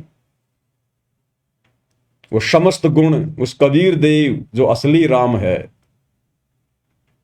आज धरती पर सतगुरु रामपाल जी के रूप में प्रकट हैं। ये है वो राम। जब कोई राम भगत गति पावे हो जी, तब मोक्ष होगा आत्मा का। भाई सतगुरु तिलक अजपा माला, युगत जटा रखवावे। सतगुरु तिलक अजपा माला, युगत जटा रखवावे। जत को पीन सत्य का चोला, भीतर भेख बनावे। जब कोई राम भगत गति पावे हो जी, जब कोई राम भगत गति पावे हो जी। क्या कह रहे हैं? एक सच्चे भगत ने, सत्य सेवक ने सत्सेवक का मतलब होता है सच्चा भगत। सत्य यानी सच्चा, दृढ़, मर्यादाओं का पक्का, और सेवक यानी सतगुरु का भगत। तो कहते हैं जो सत्सेवक होगा, जो सच्चा भगत होगा, सतगुरु तिलक, वो अपने गुरुदेव भगवान को सर्वोपरि रख के चलेगा। सतगुरु तिलक, जैसे तिलक यहां लगाते हैं माथे पर सबसे ऊपर सम्मान के लिए, तो गुरुदेव कहते हैं जो सच्चा भगत होगा वो अपने गुरु जी को अति पूजनीय मानकर भक्ति करेगा, सर्वोपरि स्थान पर रखेगा कि गुरु समान नहीं दाता रे जग में, गुरु समान नहीं दाता, कि मेरे गुरु के अलावा और कोई नहीं संसार में, मेरे लिए प्रथम और अंतिम केवल मेरे गुरुदेव भगवान हैं। सतगुरु आदि अनादि है, सतगुरु मद है मूल, और सतगुरु को सिजदा करूं एक पलक नहीं भूल। तो कहते अपने तिलक की जगह अपने पूज्य गुरुदेव भगवान को रखना चाहिए, अपने शीश पर, अपने माथे पर सतगुरु तिलक और जप्पा माला। और यदि सतनाम मिल गया है तो कहते हैं उसमें लो लगा देनी चाहिए, दिन रात उसका सुमरण। भाई और बहनों, सतनाम केवल उस 2 मंत्र के नाम को ही नहीं कहते, सतनाम कहते हैं सच्चे नाम को। जो प्रथम नाम है वो भी सतनाम है, क्योंकि वो इन देवी देवताओं का वो सतनाम है, उनके भक्ति बीज हैं, उनके बीज मंत्र हैं, मूल मंत्र हैं। तो प्रथम मंत्र जो कि 7 मंत्र का होता है वो भी सतनाम है, सच्चा नाम है। 2 अक्षर का जो है वो भी सतनाम है, सच्चा नाम है। सार नाम है वो भी सतनाम है, सच्चा नाम है। उसके बाद कहते हैं जो शब्द, जो मंत्र गुरुदेव भगवान से प्राप्त हो जाए फिर उसके ऊपर लो लगा देनी है। और युगत जटा रखवावे, युगत जटा कहते हैं इस जटा की जरूरत नहीं है, लंबे लंबे बाल बधाने की जरूरत नहीं है। युगत जटा, युगत यानी विधि, कहते ना योग युगत की विधि बतावे। मन इंद्री पे पैरा हो, जगन्नाथ एक मंदिर बनवा दे। योग युगत, तो कहते हैं युगत जटा रखवावे, यानी जो भक्ति हमें गुरुदेव भगवान ने दी है उस विधि से भक्ति करे, उन मर्यादाओं में रहकर भक्ति करे। ये बाल बूढ़ बढ़ाकर भगत बनने का दिखावा नहीं करना। युगत जटा रखवावे। और जत को पीन सत का चोला भीतर भेख बनावे। जत को पीन, भगत ने जति होना चाहिए, जति, लक्ष्मण की तरह। अगर शादीशुदा है तो अपनी स्त्री के अलावा किसी दूसरी स्त्री में पत्नी वाला भाव भी नहीं आना चाहिए। पर नारी को देखिए बहन बेटी के भाव, कहे कबीर कामनाश का यही सहज उपाय। इसी प्रकार जो माता बहनें हैं उन्होंने भी अपने उस पति के अलावा जिसके साथ उनका संस्कार जुड़ा है, उसके अलावा दूसरे गैर पुरुष में वो पति वाला भाव शौपन में भी नहीं होना चाहिए। उसको कहते हैं जत को पीन और सत का चोला। सत का चोला यानी भगत ने हमेशा सत्य भाषण करना चाहिए, झूठ नहीं बोलना चाहिए। साच बराबर तप नहीं, झूठ बराबर पाप, और जाके हृदय साच है ताके हृदय आप। यानी उस सत्सेवक के साथ में फिर परमात्मा रहते हैं। और भीतर भेख बनावे, ये बाहरी दिखावा करने की जरूरत नहीं है। लाल पीले कपड़े पहन लिए, लंबे लंबे बाल बढ़ा लिए, लंबी लंबी दाढ़ी बढ़ा ली, कहते हैं ये आपकी पहचान नहीं होनी चाहिए। आपकी पहचान होनी चाहिए शास्त्र अनुकूल साधना से, मर्यादाओं में रहकर गुरुदेव ने जो भक्ति बता दी उस विधि से भक्ति करना। वो भगत के लक्षण, भगत के आचार विचार, भगत जैसा व्यवहार हमारे अंदर लोगों को दिखाई देना चाहिए। कहते भीतर भेख बनावे, यानी वो अंदर से भगत बनाए। बाहरी दिखावे से अगर आपको कोई भगत कह रहा है तो आप भगत नहीं है, परमात्मा को प्यारे नहीं है। आपके आंतरिक विचारों से, आपके बोलचाल से, उठने बैठने के तरीके से, आपकी नजर दृष्टि से लोगों को लगना चाहिए कि बहुत अच्छा आदमी है, बड़ा नेक आदमी है, नेक नीति वाला आदमी है। तो कहते हैं भीतर भेख बनावे। परमात्मा हमारे को अंदर से देखेगा कि हम कितने भगत हैं और कितने भगत नहीं हैं। बाहरी दिखावे से कोई भगत नहीं बनता है। भाई लोक लाज मर्याद जगत की तृण ज्यों तोड़ बगावे। लोक लाज मर्याद जगत की तृण ज्यों तोड़ बगावे। कामिनी कनक जहर कर जाने वो शहर अमरपुर जावे। जब कोई राम भगत गति पावे हो जी। जब कोई राम भगत गति पावे हो जी। क्या करें गुरुदेव भगवान? लोक लाज मर्याद जगत की तिणके जो तोड़ बगावे। इस भक्ति मार्ग में गुरुदेव ने बताया यदि हमने सफल होना है तो सबसे बड़ी जो बीमारी है, सबसे बड़ा जो रोग है, उसमें एक है लोक लाज और समाज की फालतू की मर्यादाएं, फालतू के नियम परंपराएं।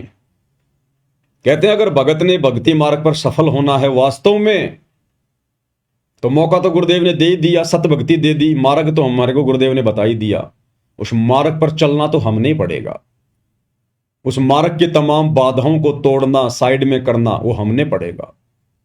तो कहते हैं लोक लाज मर्याद जगत की तिणके जो तोड़ बगावे। बिल्कुल भी ना शर्मावे, बिल्कुल भी ना डरे, बिल्कुल भी ना घबरावे। अगर हम जिस परिवार में रह रहे हैं, जिस समाज में रह रहे हैं, रिश्तेदारी, अगर हमारी मर्यादाओं के बीच में अगर उनकी कोई परंपरा बाधा बन के खड़ी होती है जहां हमारी मर्यादा टूटनी हो, कहते हैं कोई शर्म नहीं करनी, चाहे जीजा हो, चाहे फूफा हो, चाहे साड़ा हो, चाहे मामा हो, कोई भी हो, हाथ जोड़ लेने। लड़ाई झगड़ा नहीं करना, मनमुटाव नहीं करना, ऊंचा नहीं बोलना, आधीन भाव से कि भाई देखो मैं तो उपदेशी हूं, आप लोगों को पता ही है, मैंने उपदेश ले रखा गुरुदेव का और ये हमारी मर्यादाओं में नहीं है, मैं इसमें आपका कोई सहयोग नहीं कर सकता, माफी चाहता हूं। फिर वो चाहे नाराज हो चाहे प्रसन्न हो, वो अगले का काम है। हमने वहां से तुरंत बैक हो लेना है, उन समाज की मर्यादाओं से बिल्कुल हट जाना है। और अगर लोक लाज में आ गए, शर्मा शर्मे में आ गए, दबाव में आ गए, अब लोक लाज में शर्मा शर्मे में आकर मर्यादा वो ही तोड़ेगा जो ज्ञान अच्छे से नहीं समझेगा। और मर्यादा टूटी तो फिर गए हम काम से, सावधानी हटी दुर्घटना घटी। मर्यादा तो सबसे ज्यादा कंपलसरी बताई गुरुदेव भगवान ने। और गुरुदेव भगवान ने बताया कि लोक लाज करना भी मर्यादा तोड़ने में आता है।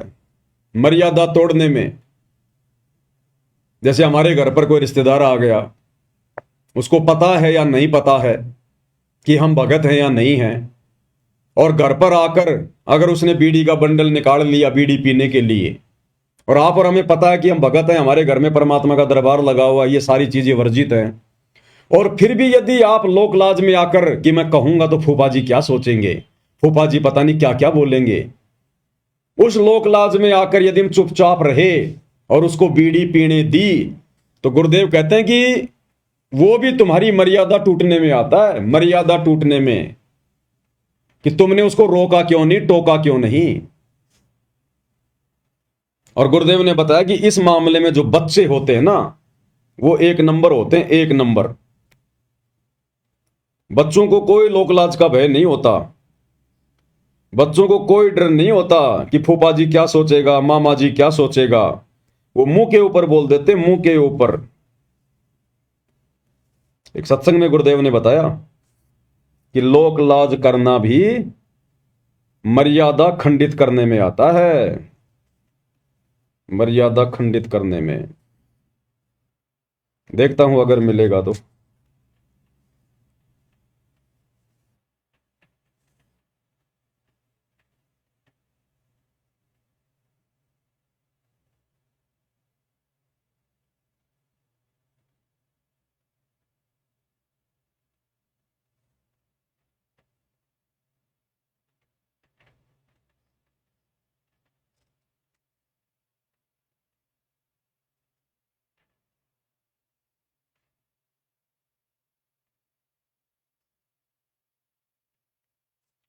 क्या करें गुरुदेव भगवान, ध्यान से सुनिएगा। तो अब ऐसा निर्मल ज्ञान पूरे विश्व में फैलेगा। ठीक है, कोई 2-4-10% कर्महीन इंसान होंगे, वो तो अलग बात है। जहां 90% इंसान ठीक हो जाएंगे, उन 10% की पार पड़े को नहीं, उनकी नहीं बसावेगी, उन्हें सीधा होना पड़ेगा। वो भी सीधे हो जाएंगे, विकार रहित हो जाएंगे, सरमाया करेंगे, लुकते फिरा करेंगे।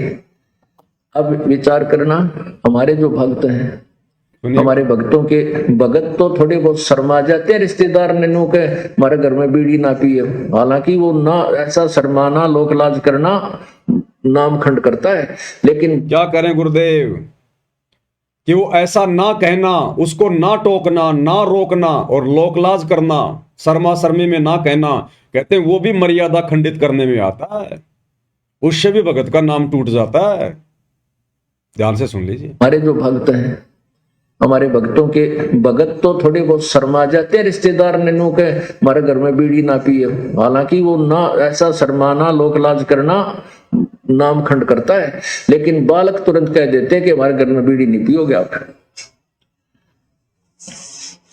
तो फिर वो जो बीड़ी शराब पीने वाले हमारे भक्तों के घर में आ भी जाते हैं, तो कहीं छुप के गली में बाहर बैठ के जो कर कहूं कि देखो बालक तना देख ले इनका, आके फिर टोक दे तू बीड़ी पियो है, तो ऐसे डरा करेंगे फिर ये पाप करते हुए, और धीरे धीरे फिर ये बुराई छूट जाएगी, एक दूसरे को देख कर छोड़ेंगे।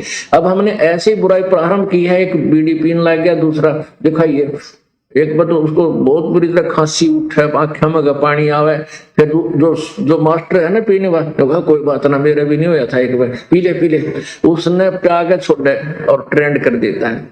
ऐसे ही जब हम बुराई से दूर हो जाएंगे, हमारे संग में, हमारे बच्चों के संग में जो व्यक्ति आओगा, उसको भी नहीं कहेंगे भाई यहाँ बीड़ी मत पिए, मेरे धुआं चढ़ता है, मुझे नुकसान होता है, हमारे घर में हानि हो जाती है, तो फिर वो अब शर्मा कर छोड़ देंगे बुराइयों।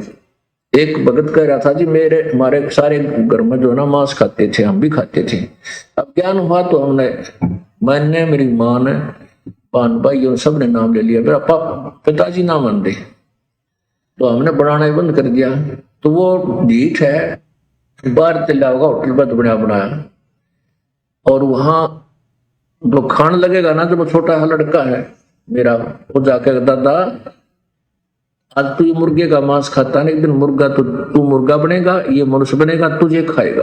तो 1-2 बार तो उसने धमकाया, फिर जब भी खाता दिखा, जब पहुंचा तो बुढ़ा फिर छुप के बाथरूम में बैठ के खाने लग गया, कुआड़ मुंद के, अरे छोड़ता नहीं। तो क्या कहा गुरुदेव भगवान ने, लोक लाज करना भी मर्यादा खंडित करने में आता है, नाम तोड़ने में आता है।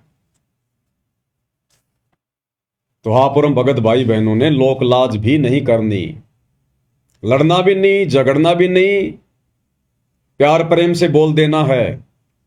और दूसरे के घर पर आए हुआ व्यक्ति फिर जबरदस्ती भी नहीं करता है कि हम उसको कहेंगे और वो ना माने, ऐसा नहीं हो सकता। अपने घर पर वो 100 बार ना माने, लेकिन हमारे घर पर अगर कोई बीड़ी पीने की चेष्टा करेगा और हम उसको मना करेंगे, वो जबरदस्ती फिर नहीं पी सकता। लेकिन हम उसको कुछ कहेंगे ही नहीं, तो बताओ फिर वो कैसे मानेगा। तो गुरुदेव कहते हैं लोक लाज करना भी, शर्मा शर्मी भी मर्यादा तोड़ने में आता है। तो मालिक कहते हैं लोक लाज मर्याद जगत की, तिणके जूं तोड़ बगावे। और ये मर्यादाएं, ये फालतू की लोगों ने जो मर्यादाएं बना रखी हैं, शादी विवाह में जाना, दुनिया भर का दिखावा करना, लेना देना, दहेज, घोड़े, बैंड बाजे, और फालतू का ये जन्मदिन मनाना, अन्य जो होली, दिवाली, दशहरा, मकर संक्रांति, दुनिया भर के त्योहार, दुनिया भर के उस दिन पाखंड। तो हमने इन संसार की समस्त मर्यादाओं से हटना पड़ेगा। हमने सहयोग भी नहीं करना उनमें, सहयोग भी किसी भी प्रकार का। तो मालिक कहते हैं भाई लोक लाज मर्याद जगत की, तिणके ज्यों तोड़ बगावे, जब कोई राम भगत गति पावे। और आगे क्या करें परमात्मा, कामिनी और कनक जहर कर जाने, वो शहर अगमपुर जावे। कामिनी कनक जहर कर जाने, वो शहर अगम अमरपुर जावे, जब कोई राम भगत गति पावे हो जी। कामनी, कामनी यानी स्त्री, औरत, और कनक, कनक यानी सोना। परमात्मा कहते हैं इन दो वस्तुओं को जब तक भगत जहर के समान नहीं समझेगा। अब स्त्री को जहर के समान कैसे? स्त्री तो हमारी मां भी है, हमारी बहन भी है, स्त्री भी स्त्री है।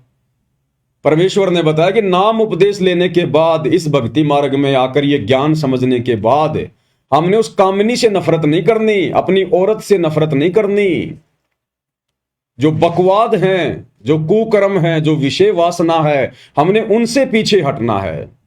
भक्ति तो हमारी स्त्री भी करेगी, नाम ले लिया तो भक्ति तो वो भी करेगी। उसने भी अपने पुरुष के साथ संबंध बनाने से बचना है।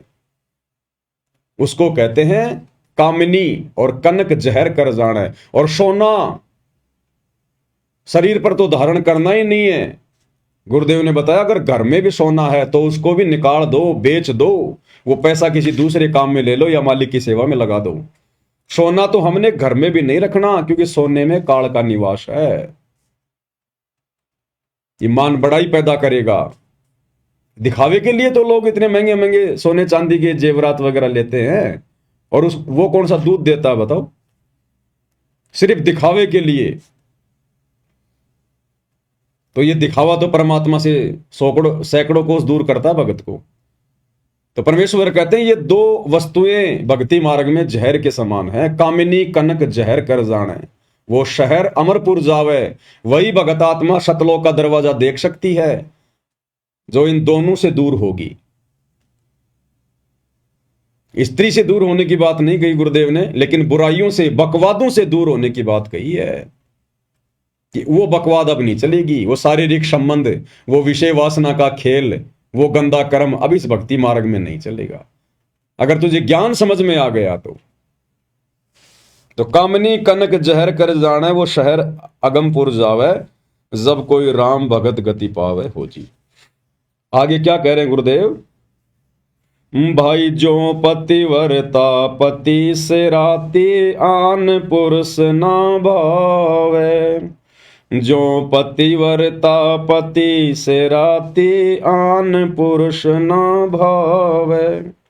बस पिहर में सुरत पिरत में, न्यों कोई ध्यान लगावे। जब कोई राम भगत गति पावे हो जी, जब कोई राम भगत गति पावे हो जी।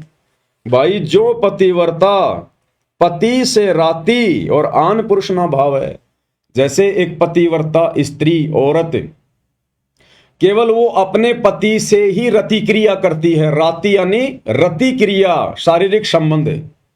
जो पतिव्रता पति से राती, आन पुरुष ना भाव है। गैर पुरुष, गैर मर्द, चाहे कोई कितना ही सुंदर हो, कितना ही धनी हो, कितना ही पहलवान हो, चाहे कोई सोने का बना के क्यों ना खड़ा कर दिया जाए, कहते जो पतिव्रता स्त्री होती है, बहन बेटी होती है, वो उसकी तरफ उस पति वाले भाव से आंख उठाकर भी नहीं देखती, आंख उठाकर भी, तब वो अपने पति को प्यारी लगती है। तो इसी प्रकार इस सतभक्ति मार्ग में आने के बाद सबसे पहले तो हमें हमारा जो पति है, जो परमेश्वर है, इष्ट है, वो समझ में आना चाहिए। और जब समझ में आ गया कि हमारा गुरु ही स्वयं कबीर भगवान है, सो छल छिद्र करके आप और हम तक ये ज्ञान पहुंचा रहा है, काल के साथ आंख मिचोली खेलते हुए आज यहां पर लीला कर रहे हैं, तो उसके बाद हमने अपने गुरु के अलावा इष्ट रूप में किसी को भी जगह नहीं देनी है, सौपन में भी नहीं। चाहे कोई कितना ही सुंदर हो, कितना ही कुछ भी हो, कितना ही लोभ दे या प्रलोभन दे, कुछ भी करे, एकमात्र सतगुरु रामपाल जी परमेश्वर जी के अलावा शौपन में भी हमने किसी और का बखान नहीं करना, और की महिमा नहीं करनी, और का गुणगान नहीं करना। अब ये पतिव्रता वाला भाव भी केवल साध संगतियों में ही शुरू है। सतलोक आश्रमों से जुड़े हुए 90% भाई बहन अभी पतिव्रता पद पर नहीं है। उन्हें तो परिभाषा का नहीं पता कि पतिव्रता पद क्या होता है। वे अपने गुरु को अपना इष्ट नहीं मानते, अपना पति परमेश्वर नहीं मानते। आज भी वे अपना पति, अपना भगवान, अपना कबीर, उस दाढ़ी मूछ वाली कागज की समझे जाने वाली कबीर जी की नकली फोटो को मान रहे हैं।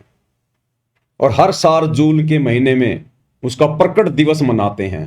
अगर अपने गुरु को ही असली कबीर मान लिया होता, रियल कबीर मान लिया होता, यदि पतिव्रता पद पर आ गए होते, तो आत्मा सोचेगी भी नहीं उस दाढ़ी मूंछ वाली कबीर जी की फोटो को परमात्मा मानने की या उसका प्रकट दिवस मनाने की। जैसे हम सत्सेवक भाई बहनों ने उस दाढ़ी मूंछ वाली कबीर जी की समझे जाने वाली नकली मुर्दा बेजुबान फोटो को घर से बाहर निकाल दिया। ना हम अपने दरबार में रखते, ना लॉकेट में रखते, ना घर की दीवारों पर रखते, कहीं नहीं रखते। हम तो शौपन में भी वो चेहरा याद नहीं करते, अपने गुरु के अलावा, अपने इष्ट के अलावा। और इन आश्रमों में सतगुरु रामपाल जी को तो बहुत बाद में याद किया जाता है। उन्हें तो केवल एक मानुष मानकर छोड़ दिया, केवल अपना गुरु मानकर छोड़ दिया, एक संत श्रेणी में लेकर छोड़ दिया, और भगवान मान रहे हैं उस दाढ़ी मूंछ वाली फोटो को। 12वें पंथ की भक्ति कर रहे हैं, 12वें पंथ की व्यभिचारणी भक्ति, वैश्या भक्ति। वैश्या उस स्त्री को कहते हैं जिसके अनेक पति होते हैं। तो इसी प्रकार इन सतलोक आश्रमों से जुड़े हुए भाई बहन व्यभिचारणी भक्ति कर रहे हैं। इनका एक पति नहीं है। आप इनके घर पर जाकर देखिए, जहां पर इन्होंने अपना दरबार लगाया होता है, उस दरबार में आपको 5-5 पति मिलेंगे, 5-5 फोटोएं। महाभारत की द्रौपदी बनकर ये लोग भक्ति कर रहे हैं। एक कोने में आपको दाढ़ी मूंछ वाले कबीर जी मिलेंगे, एक कोने में आपको गरीबदास जी मिलेंगे, नीचे वाले कोने में आपको दादा गुरु जी मिलेंगे, इधर वाले कोने में आपको पंडित चिदानंद जी मिलेंगे, और बीच में चौकी पर सतगुरु रामपाल जी बैठे हुए हैं। और उस फोटो को अपने दरबार में रखते हैं, उसके आगे ज्योत जलाते हैं, दंडवत करते हैं। अरे कितनों को दंडवत करोगे, कितनों को अपना इष्ट मानोगे? इसको कहते हैं व्यभिचारणी भक्ति। असल में जब आत्माओं को यह ज्ञान हो जाएगा तो दाढ़ी मूंछ वाली कबीर जी की समझे जाने वाली फोटो को ना तो अपने घर पे रखेगा, ना दरबार में रखेगा, ना उसका कबीर प्रकट दिवस मनाएगा। गरीबदास जी का भी बोध दिवस नहीं मनाएगी वो आत्मा, जिस आत्मा को यह तत्व ज्ञान हो जाएगा। और ना गरीबदास जी की फोटो को अपने घर पे रखेगा। हमने केवल गरीबदास जी की वाणियों से मतलब है, गरीबदास जी के ग्रंथ से मतलब है। अब वाणियां तो गुरुदेव हमारे को आदरणीय नानक जी की भी सुनाते हैं, तो क्या नानक जी की फोटो भी हम अपने दरबार में रखने लग जाएं? गुरु ग्रंथ साहिब को भी गुरुदेव भगवान हमें दिखाते हैं, पढ़ाते हैं, तो क्या नानक जी की फोटो घर पर रखने लग जाएं? या नानक जी का कोई जन्मदिन या कोई बोध दिवस मनाने लग जाएं क्या? वाणियां तो गुरुदेव हमारे को दादू जी की भी सुनाते हैं, तो क्या दादू जी की फोटो बनवा कर अपने दरबार में रखें? दादू जी का बोध दिवस मनाएंगे हम? हमने केवल उन महापुरुषों की वाणियों से मतलब है, उनकी शकल सूरत से मतलब नहीं है, उनके जन्मदिन या बोध दिवस से हमें कोई मतलब नहीं है। और यदि हम गरीबदास जी का बोध दिवस मनाते हैं, इसका मतलब अभी हमें ज्ञान नहीं है, अभी हम पतिव्रता पद पर नहीं है, अभी हम वैश्या भक्ति कर रहे हैं। एक सत्संग में गुरुदेव भगवान ने आदरणीय गरीबदास जी की फोटो को भी कचरे में डालने की बात कही है, कूड़े करकट में डालने की बात है। जिन गरीबदास जी को आप जी इन आश्रमों में बोध दिवस मना रहे हो, अपने पति के समान मान रहे हो, क्या कहा गुरुदेव भगवान ने? एक सत्संग में बताया गुरुदेव जी ने,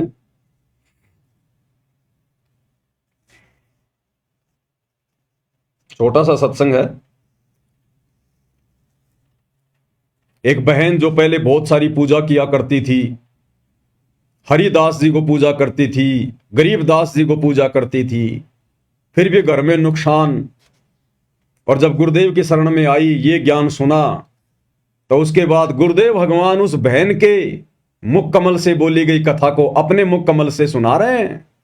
यानी वो बहन तो बोलने में उपचूक कर दे, लेकिन गुरुदेव भगवान ने जो शब्द निकाल दिए वो परम सत्य हैं। तो गुरुदेव भगवान कह रहे हैं, फिर उस बहन ने वो हरिदास जी की, वो गरीबदास जी की फोटोएं सब कचरे में डाल दी। अगर गरीबदास जी आप और हमारे लिए, हम 13वें पंथ की आत्माओं के लिए अगर वो पूजनीय होते, तो गुरुदेव गरीबदास जी की फोटो के लिए तो बोल देते कि भाई कम से कम गरीबदास जी को तो तू कचरे में ना डालती।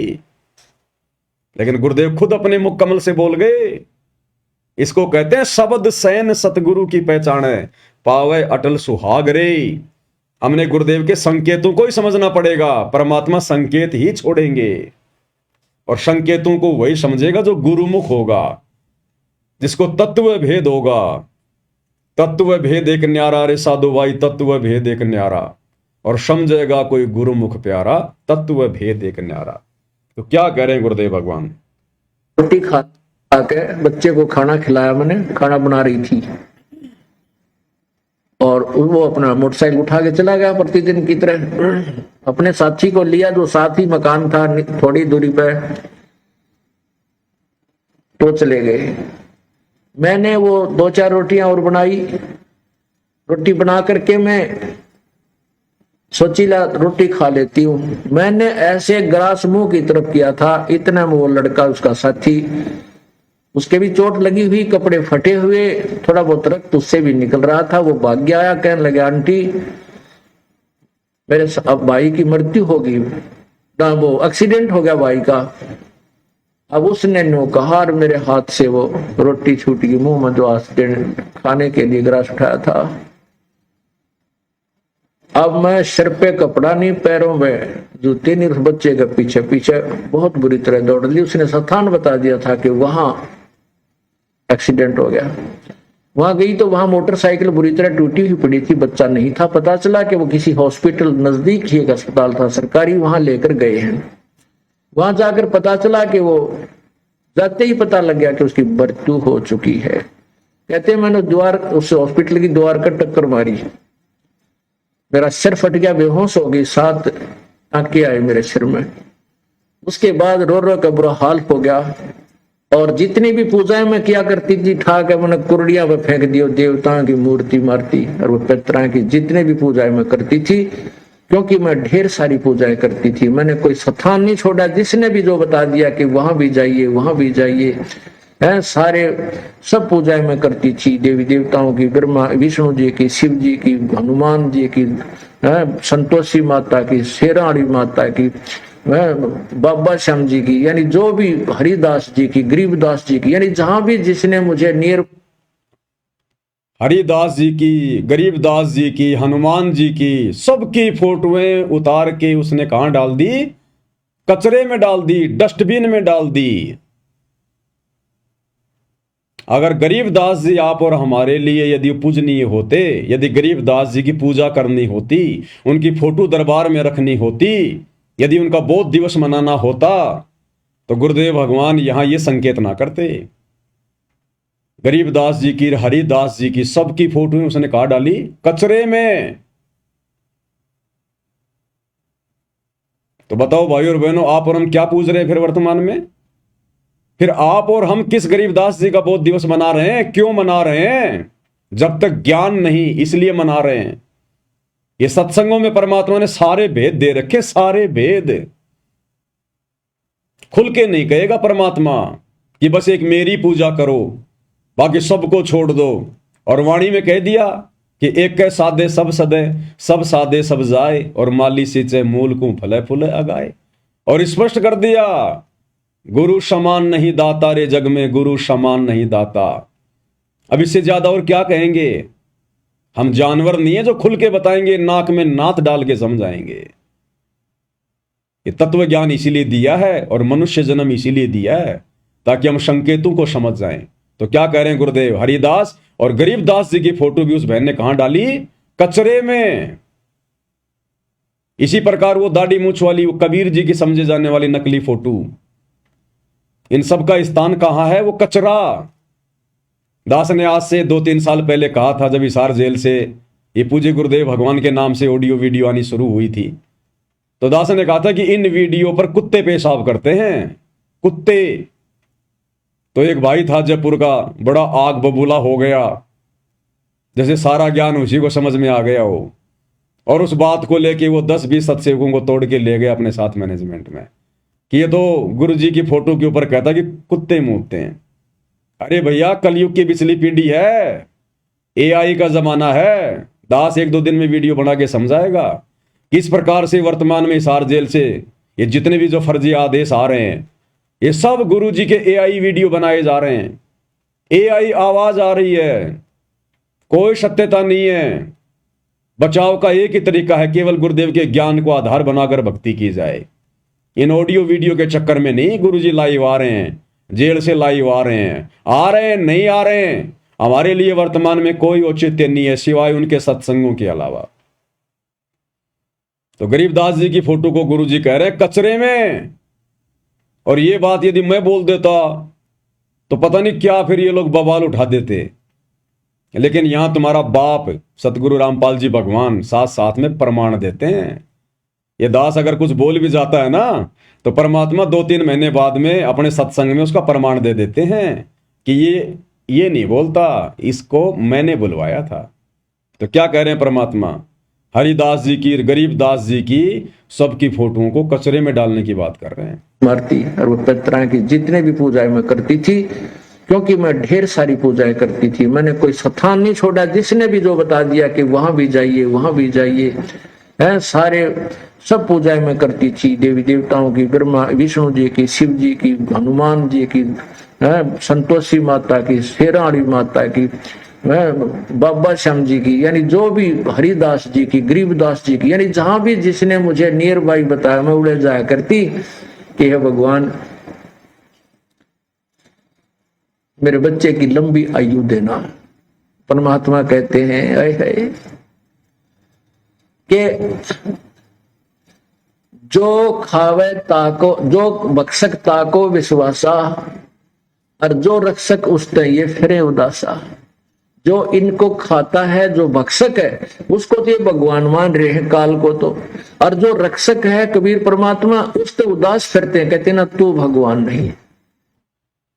तो सुन लिया भाई और बहनों, पूज्य गुरुदेव भगवान के मुख कमल से दास अपनी तरफ से कुछ नहीं बोलता है, या जो भी परमात्मा बुलवाते हैं अपनी सत्य प्रेरणा के आधार से बुलवाते हैं, और समय आने पर परमात्मा फिर उसका प्रमाण भी देते हैं। अब कई जो नए नए भगत भाई बहन होते हैं इस ज्ञान को इतना समझ नहीं पाते।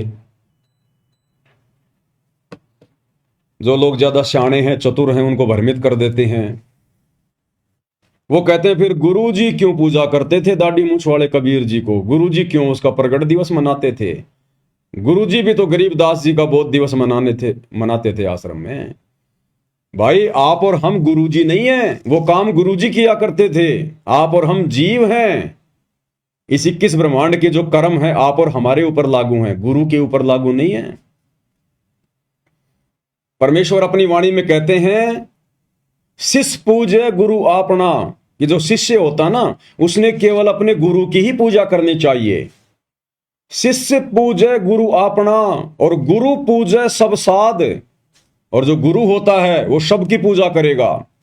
गरीबदास जी को भी पूजेगा, कबीर जी को भी पूजेगा, मुनिंद्र को भी पूजेगा, अपने गुरु को भी पूजेगा, सबको पूजेगा। तो कहते हैं शिष्य पूजे गुरु अपना। शिष्य का धर्म केवल यही है, अपने गुरु की पूजा करे और किसी के ना करे। और गुरु पूजे सब साध, क्योंकि गुरु ने तो आपको भक्ति समझानी है, आपको भक्ति मार्ग पर लगाना है। गुरु के ऊपर कोई काल का नियम, कोई कर्म लागू नहीं है। वो केवल नियमों में रहने की भूमिका करता है।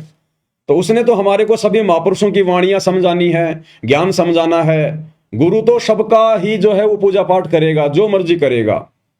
लेकिन भगत के लिए क्या आदेश है? शिष्य पूजे गुरु अपना और गुरु पूजे सब साध। कहे कबीर उन दोनों का मता बड़ा अगाध। कहते हैं उस गुरु के पूजने में और शिष्य के पूजने में, उन दोनों के बीच में बड़ा अंतर है, बड़ा भेद है, बड़े नियम है, बड़ी मर्यादा है।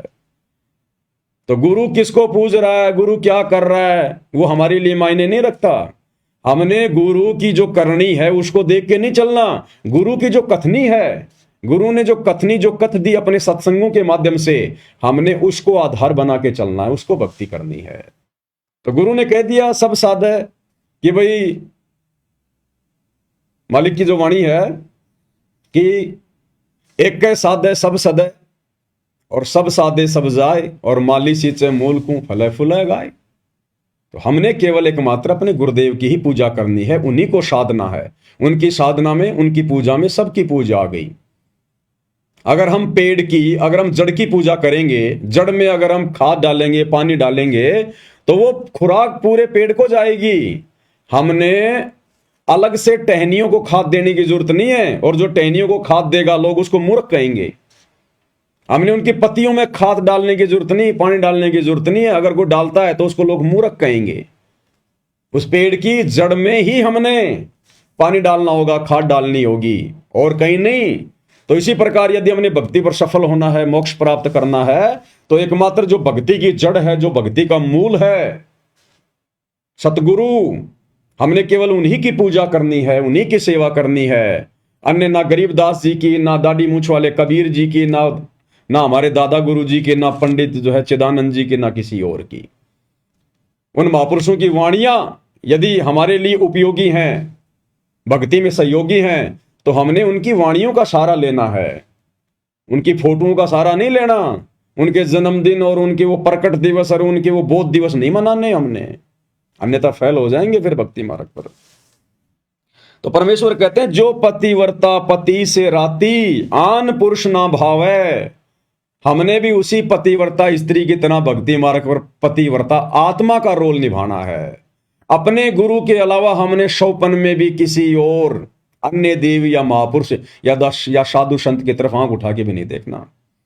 एक बात बताइए, जब हम भाई बहन नाम उपदेश लेते हैं, तो आजकल तो पता नहीं ये आश्रम वाले नियम बताते हैं कि नहीं बताते हैं, लेकिन जब हमने सतलोक आश्रम बरवाड़ा से नाम उपदेश लिया था, और वैसे भी जब हम डीवीडी से नाम उपदेश जब हम लेते हैं, तो गुरुदेव भगवान उसमें बताते हैं कि बच्चों, अब आपने घर पर जाकर केवल अपने परमात्मा की फोटो दरबार में रखनी है।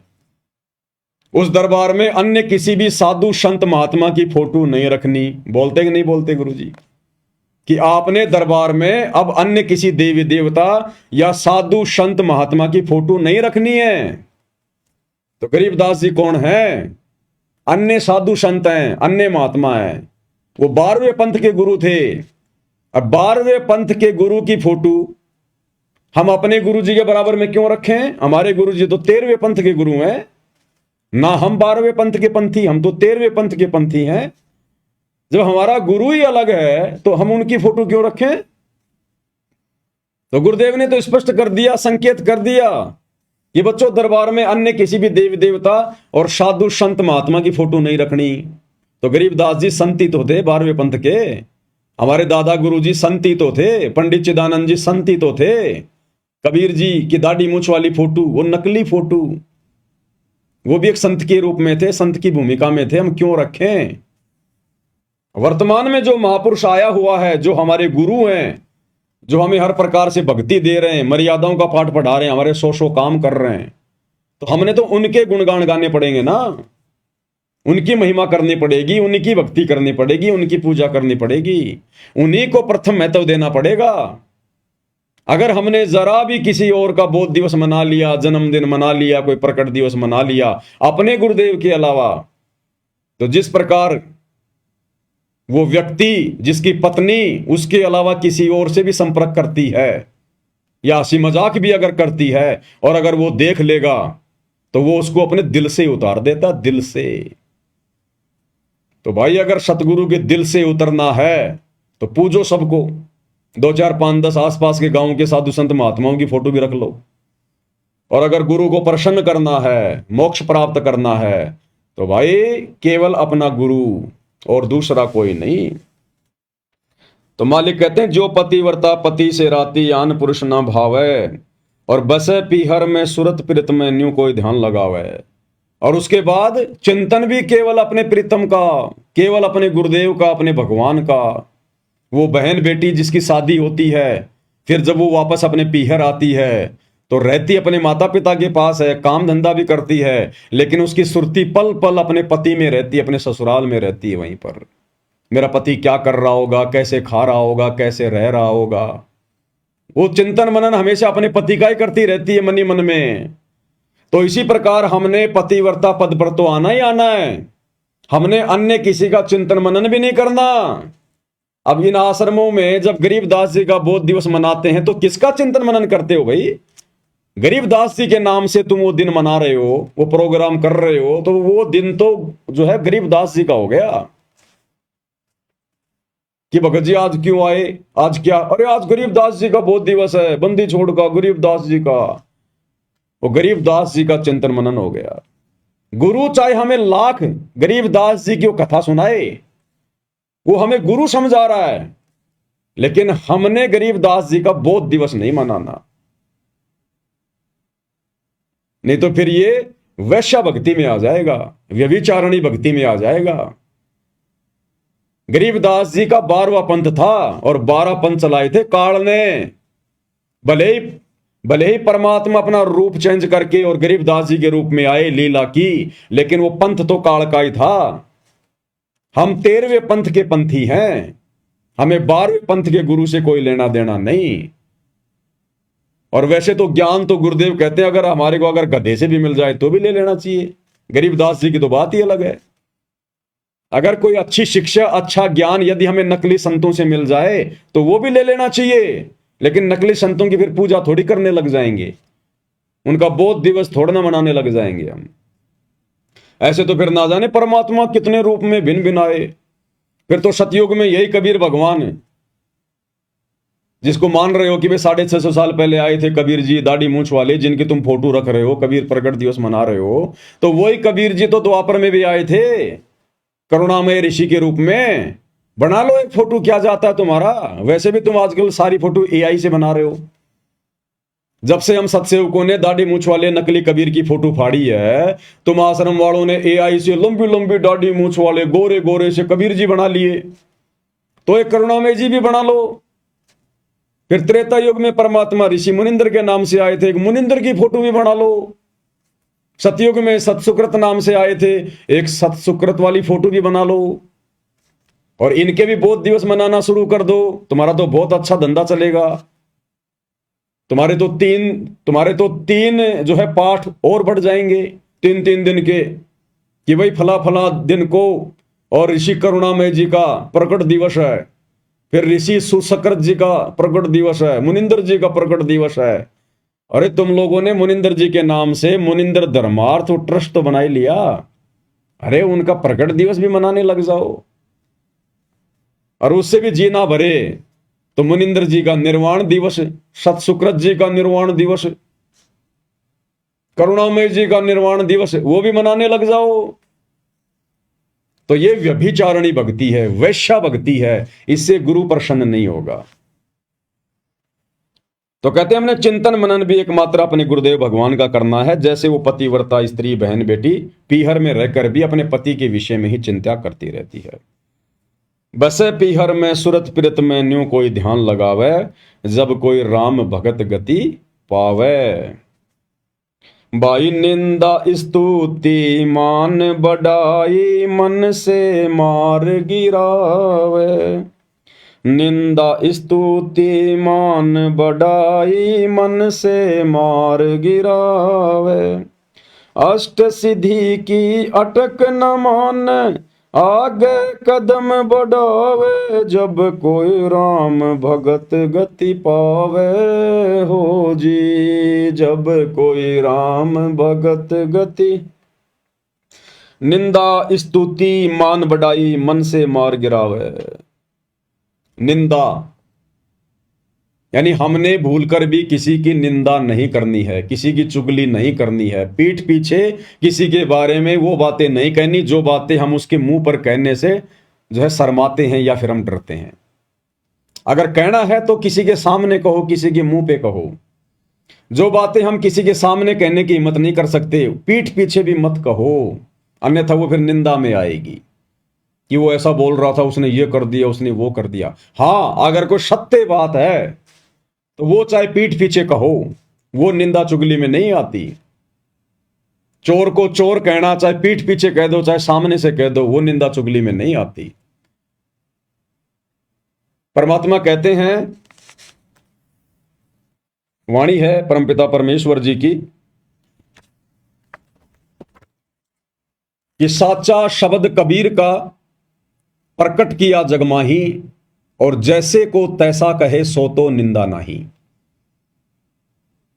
अगर कोई भगत है, भक्ति मार्ग के विपरीत जा रहा है, भगत भाई बहनों को भ्रमित कर रहा है, तो उसके बारे में, उसकी गलतियों के बारे में अन्य भगत भाई बहनों को बताना, समझाना, वो निंदा चुगली में नहीं आता। जैसे दुनिया भर के साधु संत महात्मा नकली, गुरुदेव भगवान इनकी खाल उतारते हैं ज्ञान आधार से, वो निंदा चुगली नहीं है। ये सतलोक आश्रम वाले गुरुदेव के बेटा बेटी भाई बंधु रिश्तेदार सारे भक्ति विरुद्ध कुकर्म कर रहे हैं, हम इनके ऊपर वीडियो बनाते हैं, ये निंदा चुगली में नहीं आता है। निंदा चुगली वो है जब आप किसी से राग द्वेष ईर्ष्या करके, आप किसी से जलन करके और व्यर्थ में उसके खिलाफ भोगते हो, तो वो भगत ने नहीं करना चाहिए। उससे भगत का भी अंतःकरण जो है मैला होगा और भक्ति का भी नाश होगा। स्तुति, अगर हमारी कोई मान बढ़ाई कर रहा है, हमारी कोई महिमा कर रहा है, हमारे बारे में मीठे मीठे गीत गा रहा है, और यदि हमें सुनने को मिल गए या किसी के माध्यम से सुनने को मिल गए, तो हमने किसी की उस स्तुति से हमने गुबारी की तरफ फूलना नहीं है। हमने अपने अंदर मान बढ़ाई पैदा नहीं करनी है।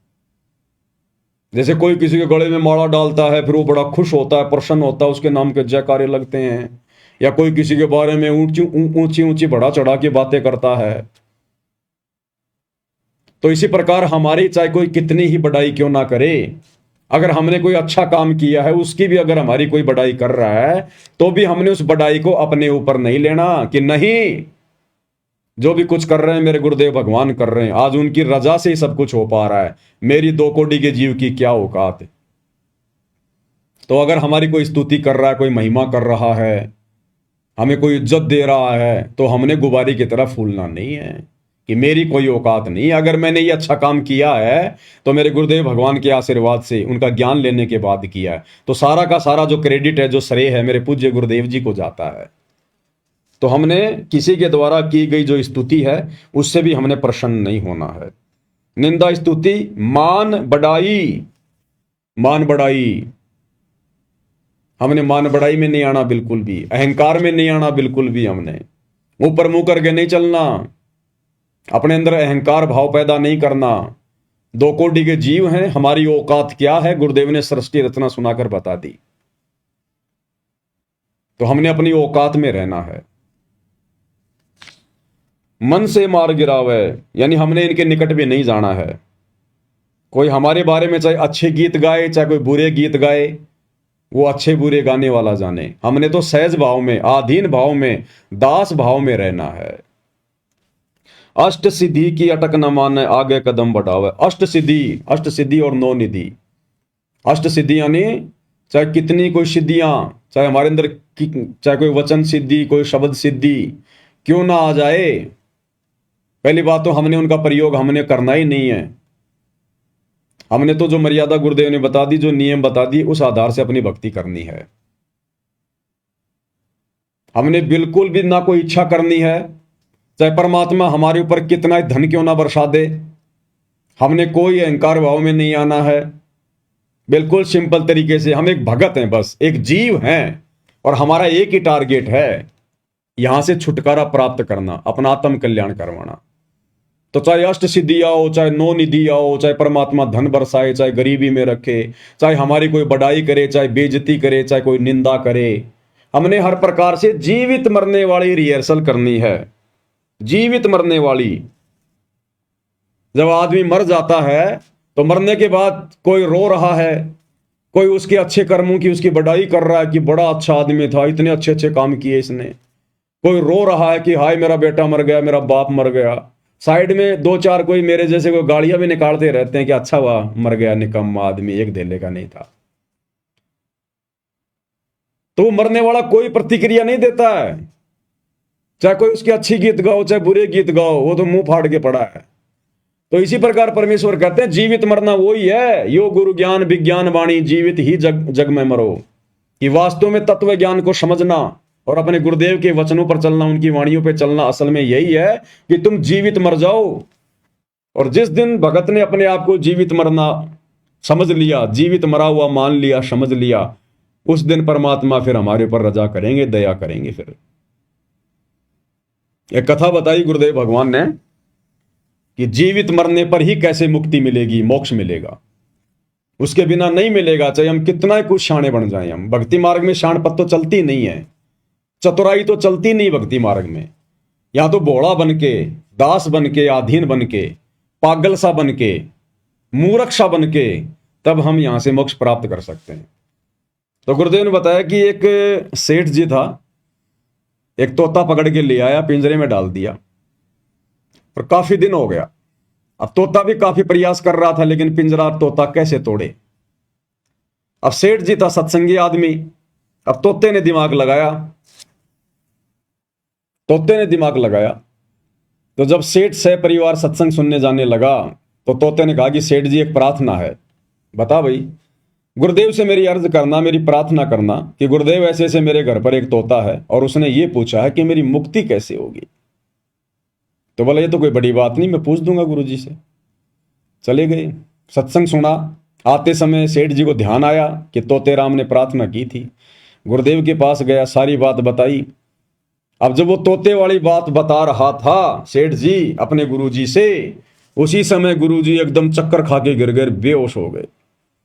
अब सेठ जी ने देखा भाई ये तो गुरुजी मर गए, तेरे ऊपर हत्या का मुकदमा लगेगा। चुपचाप निकल लिया वहां से। घर पे आया, तोते ने पूछा सेठ जी मेरी प्रार्थना लगाई गुरुदेव से।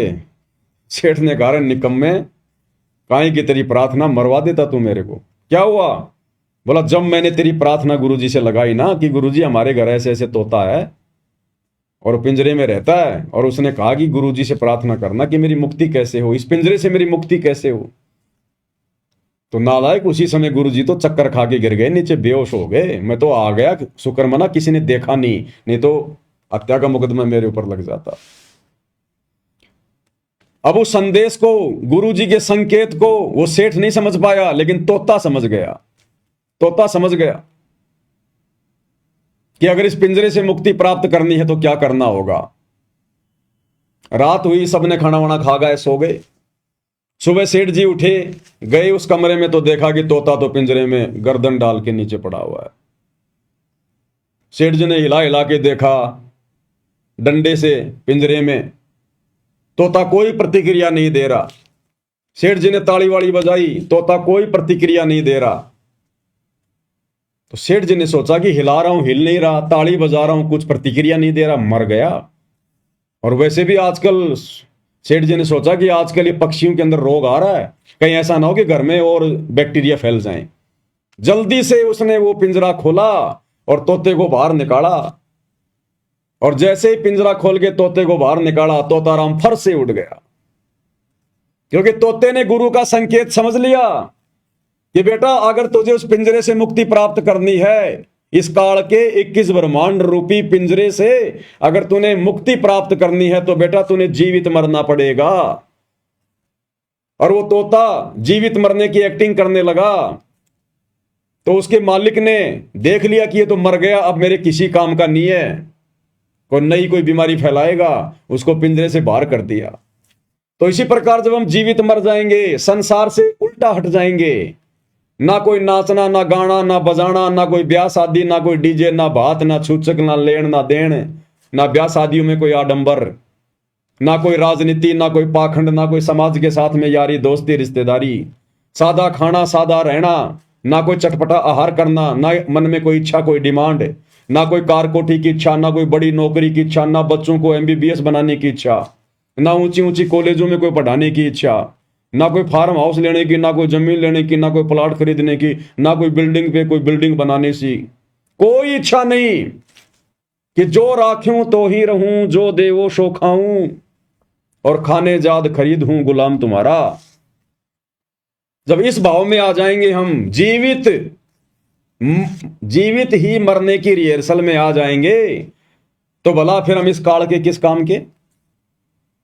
भाई हमारे सूक्ष्म शरीर में फिर काल के लिए खुराक तैयार होगी नहीं।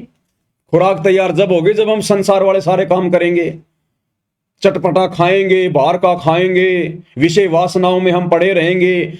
हम काल के मतलब के तब हैं जब हम यहां पर सारे उल्टे काम करेंगे, तभी तो हमारे सूक्ष्म शरीर में वासना जमा होगी। और जब हम जीवित ही मर गए, अपने गुरुजी के वचन पर रुक गए, काल के लिए सूक्ष्म शरीर में कोई वासना जमा हो ही नहीं रही, कोई खाना खुराक जमा हो ही नहीं रही, तो काल फिर क्या करेगा? काल छोड़ देगा कि ये मेरे काम का नहीं है, ये मर गया, बेकार आदमी है। और उस बेकार को ही फिर गुरु पकड़ेगा कि अब ये मेरे काम का है। जिसको काल ने बेकार समझ के छोड़ दिया वो सतगुरु के मतलब का होता है। काल को चाहिए विकारी और सतगुरु को चाहिए निर्विकारी।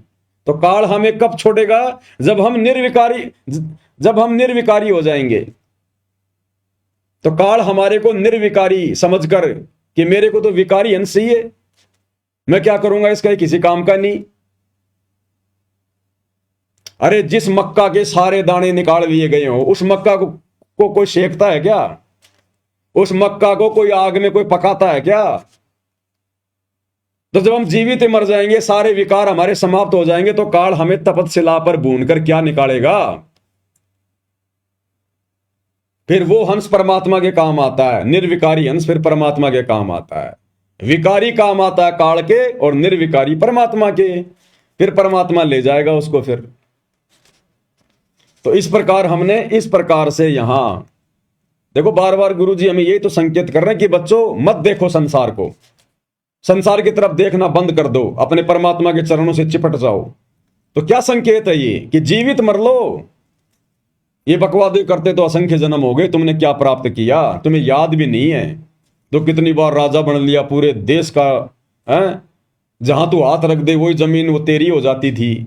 आज तू 100 गज के प्लाट के लिए मारामारी करता फिर रहा है। तो गुरुदेव ज्ञान देकर यही तो समझाते हैं कि जीवित मर ले रे मनवा। तो गुरुदेव कह रहे निंदा स्तुति मान बढ़ाई मन से मार गिरावे, अष्ट सिद्धि की अटक न माने आगे कदम बढ़ावे। जब कोई राम भगत गति पावे हो जी। आशा नदी उलट के डाट आडा बांध लगावे। आशा नदी उलट के डाट आडा बांध लगावे। भव जल खार समुद्र में फिर बहुर न खोड़ मिलावे। जब कोई राम भगत गति पावे हो जी। जब कोई राम भगत गति पावे हो जी। आशा नदी उलट के डाटे, ये मन में उठने वाली इच्छाएं आशाएं, ये कर लूं वो कर लूं, बेटा पढ़ा दूं, नौकरी लगा लूं, कोठी बना लूं, एक प्लॉट ले लूं, ये तरह तरह की जो मन में उठने वाली इच्छाएं, परमात्मा कहते हैं इनको रोके, उलट के डाटे, परमात्मा के ज्ञान आधार से इन पे रोक लगावे और आडा बांध लगावे। इस तत्व ज्ञान का आडा बांध लगावे। जैसे नदी के बीच में बांध बना दिया जाता है तो पानी वहीं रुक जाता है। तो परमात्मा कहते हैं जो मन की इच्छाएं, जो आशाएं हैं, जो ये तृष्णाएं हैं, इस तत्व ज्ञान से बांध लगा ले। बांध यानी मोटी दीवार लगा दे कि नहीं अपने किसी काम की नहीं। यहां पर ये काल का सुख झूठा, यहाँ का लोक झूठा, ये नश्वर, कब मर जाए कोई भरोसा नहीं, असंख्य जन्म हो गए यहाँ। तो गुरुदेव के ज्ञान को आधार बनाकर हमने मन में उठने वाली उन इच्छाओं का दमन करना है। आशा नदी उलट के डाटे आडा बांध लगावे और भवजल खार समुद्र में फिर बहुर ना खोड़ मिलावे। जब हम इतने दृढ़ हो जाएंगे, इस प्रकार से ज्ञान को आधार बनाकर अपने मन को रोक लेंगे, तो परमात्मा कहते हैं फिर इस भवजल में, भवजल खार, इस खारे समुद्र में फिर वापस हमारे को नहीं आना पड़ेगा। जन्म और मरण का चक्कर हमारा समाप्त हो जाएगा। बहुर ना खोड़ मिलावे, खोड़ यानी बार बार हमारे को फिर ये जन्म धारण नहीं करने पड़ेंगे। यहाँ पर फिर हम सतलोक चले जाएंगे, फिर इस बहुजल में, इस खारे समुद्र में गोते नहीं मारेंगे। गगन महल गोविंद गुमानी पलक माही पहुँचावे। गगन महल गोविंद गुमानी पलक माही पहुँचावे।